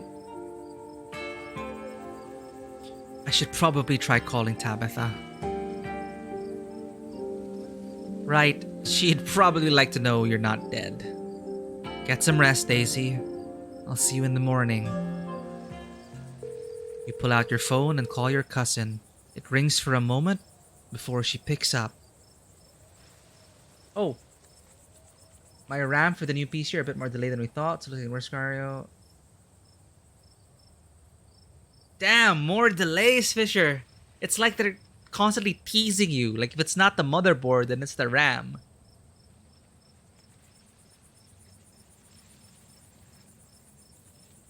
Can't wait till you get back into gaming though. Should be fun. Alright, how is Tabitha going to react? You pull out your phone and call your cousin. It rings for a moment before she picks up. Where the hell have you been? I called you back. I texted you back. Do you know anyone named Wayne? Hang up on her. Look, I got suckered into something. It was weird. I met this girl in town and we hit it off. None of your business.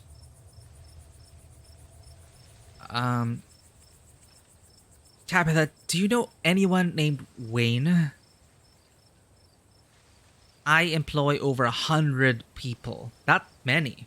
I'm sure I know a Wayne.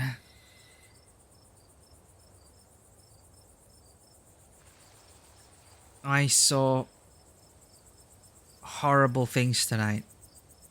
I went into the woods with this girl I met to find some cryptids, and a lot of really terrible things happened. If you explain it like that, Daisy, that's kind of sus. Ah, so you met Stella then. That explains everything. And she's gotten you all worked up. I'm going to bed. I'll collect you tomorrow. Whoa. From the comfort of Stella's guest bed, the events of the past evening seem like something that happened to someone else. You can still clearly picture the terror you felt in those moments. For now, you're safe and you're warm. Eventually, the sun will rise and chase away the monsters and make them seem like nothing bad but bad dreams. Maybe tomorrow, if you're lucky, you'll wake up in the normal world and have a relaxing week in the mountains with a new friend. And no Gretchen. One less pug. It's a nice thought, but deep down, you can't help but worry that things will only get worse. From behind closed doors, you can faintly hear the sounds of quiet sobs. Jeez. Excuse me.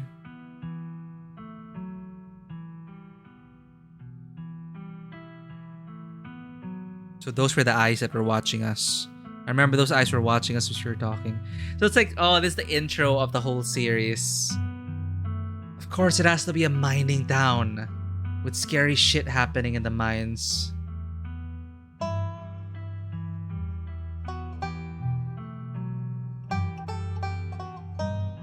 Are we gonna get this TV intro?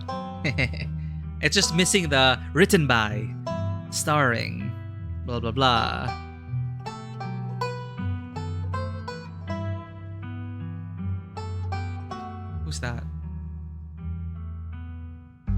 Oh, that is probably her friend. Blood? What the heck?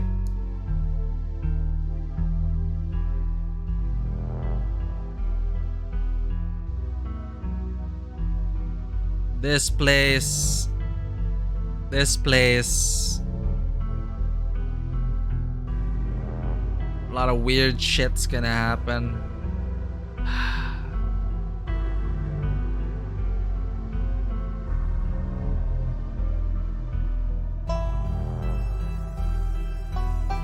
The style's growing on me though. But I can see why it's taking them time. It's one artist. Right? The she has to like illustrate all of this. All the episodes.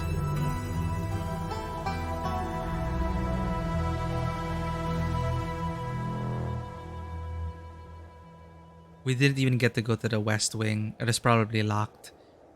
And that was the first episode of Scarlet Hollow. So you mean to tell me there's only 3 episodes out? There's only 3 episodes out of 7 and we're gonna have to wait. You can pick up the rest of the game in early access on Steam or itch. Episodes 1 to 3 are out now, and episode 4 is slated for this fall. I wanna like finish all the episodes. But thank you for the recommendations, chat. This is just on time. I think we made pretty good time today. It is 4:47 a.m. It's about time to wrap this up. Thank you again for your suggestions, Fisher and Vanua. So you mentioned earlier that episode 1 might even be the shorter one, and the second and third episodes might even be longer.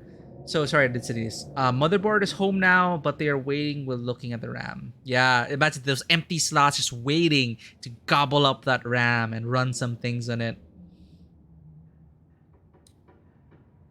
Hope they arrive soon, Fisher. Episode 3 is a good season ender. Oh. So it's like a season 1. Okay, I could live with that. I could live with that. Like, if it was something like Life is Strange where, you know, it really harms the game if you play it months up, if you play episodes months apart from each other, which is why they learned their lesson for Life is Strange. But if it's like 1 to 3 is like season 1, I could probably go with that. And then I'll wait for episode 4, 5, 6. And then we'll see depending on the release date. But yeah, I did enjoy this. And the same people are working on Slay the Princess, which I guess is a super focused, laser-focused experience about slaying the princess. Still got a lot of questions about that. It's like, that princess changes. It's quite intriguing. It's like an SCP. Alright, that's pretty interesting. What's the character history? If you'd like to continue with this world state in episode 2, please save your game now. Buy the full game, join the Discord, follow us on Twitter. Let's save. I'm very unhappy about what happened to Gretchen, but I think for narrative purposes, it is the old girl's time. Someone was gonna die. I mean, as a mystic, I already said it out loud. One of us is gonna die. And my worry was, oh no, it might be the dog. You can actually get into the Forbidden Wing right away. I guess, no, I didn't wanna... No, I just met Tabitha. So I think I'm okay with all our choices for the first playthrough so far. Boop. Character history. Tabitha opened 12? What? Tabitha closed 16. Tabitha agreeable 11. Oh. Interesting. That's probably the inner workings of the relationship system.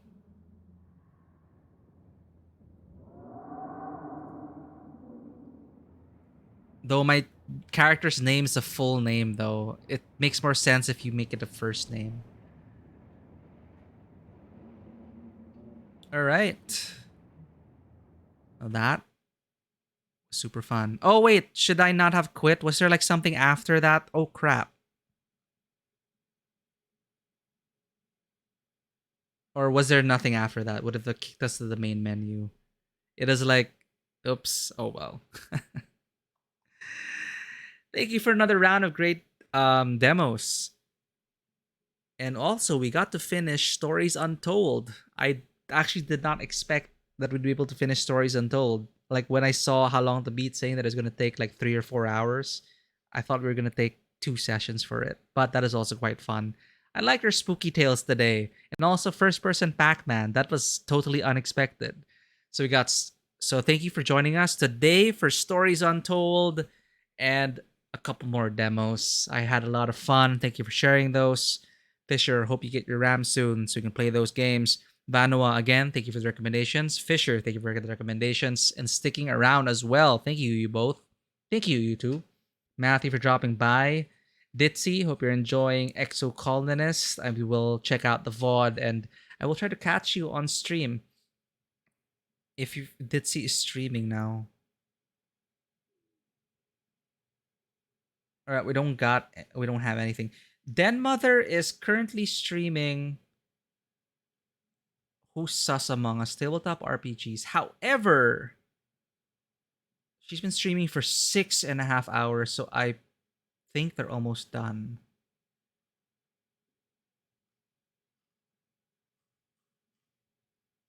But I may as well get used to this and do the raid.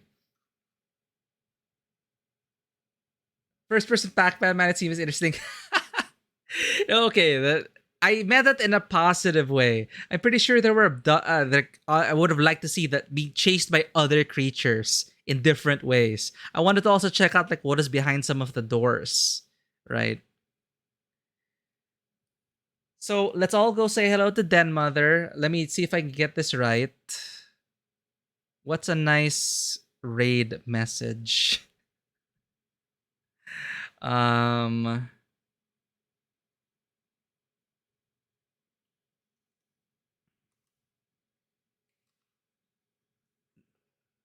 Man, I underestimate Zen's raid message making.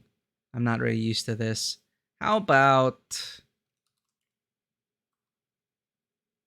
int Twitch night?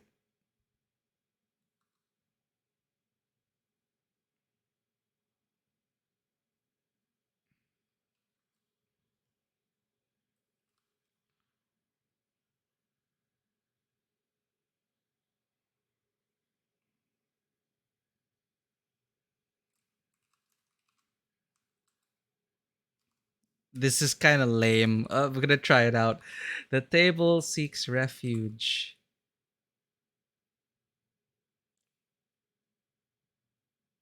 from terrors in the night. Terrors in the woods.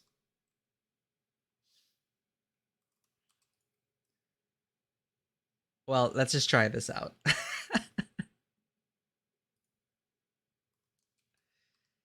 Is there I'm lacking so many emotes. Like where are the emotes? Like the raid message emotes. Because it's just emojis. That's the wrong one. Maybe it's because it's on Streamlabs.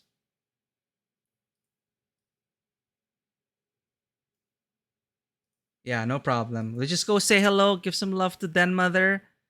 She has been raiding us for so long. Let's drop by and just say hello and thank you for joining the raid and thank you for joining the stream.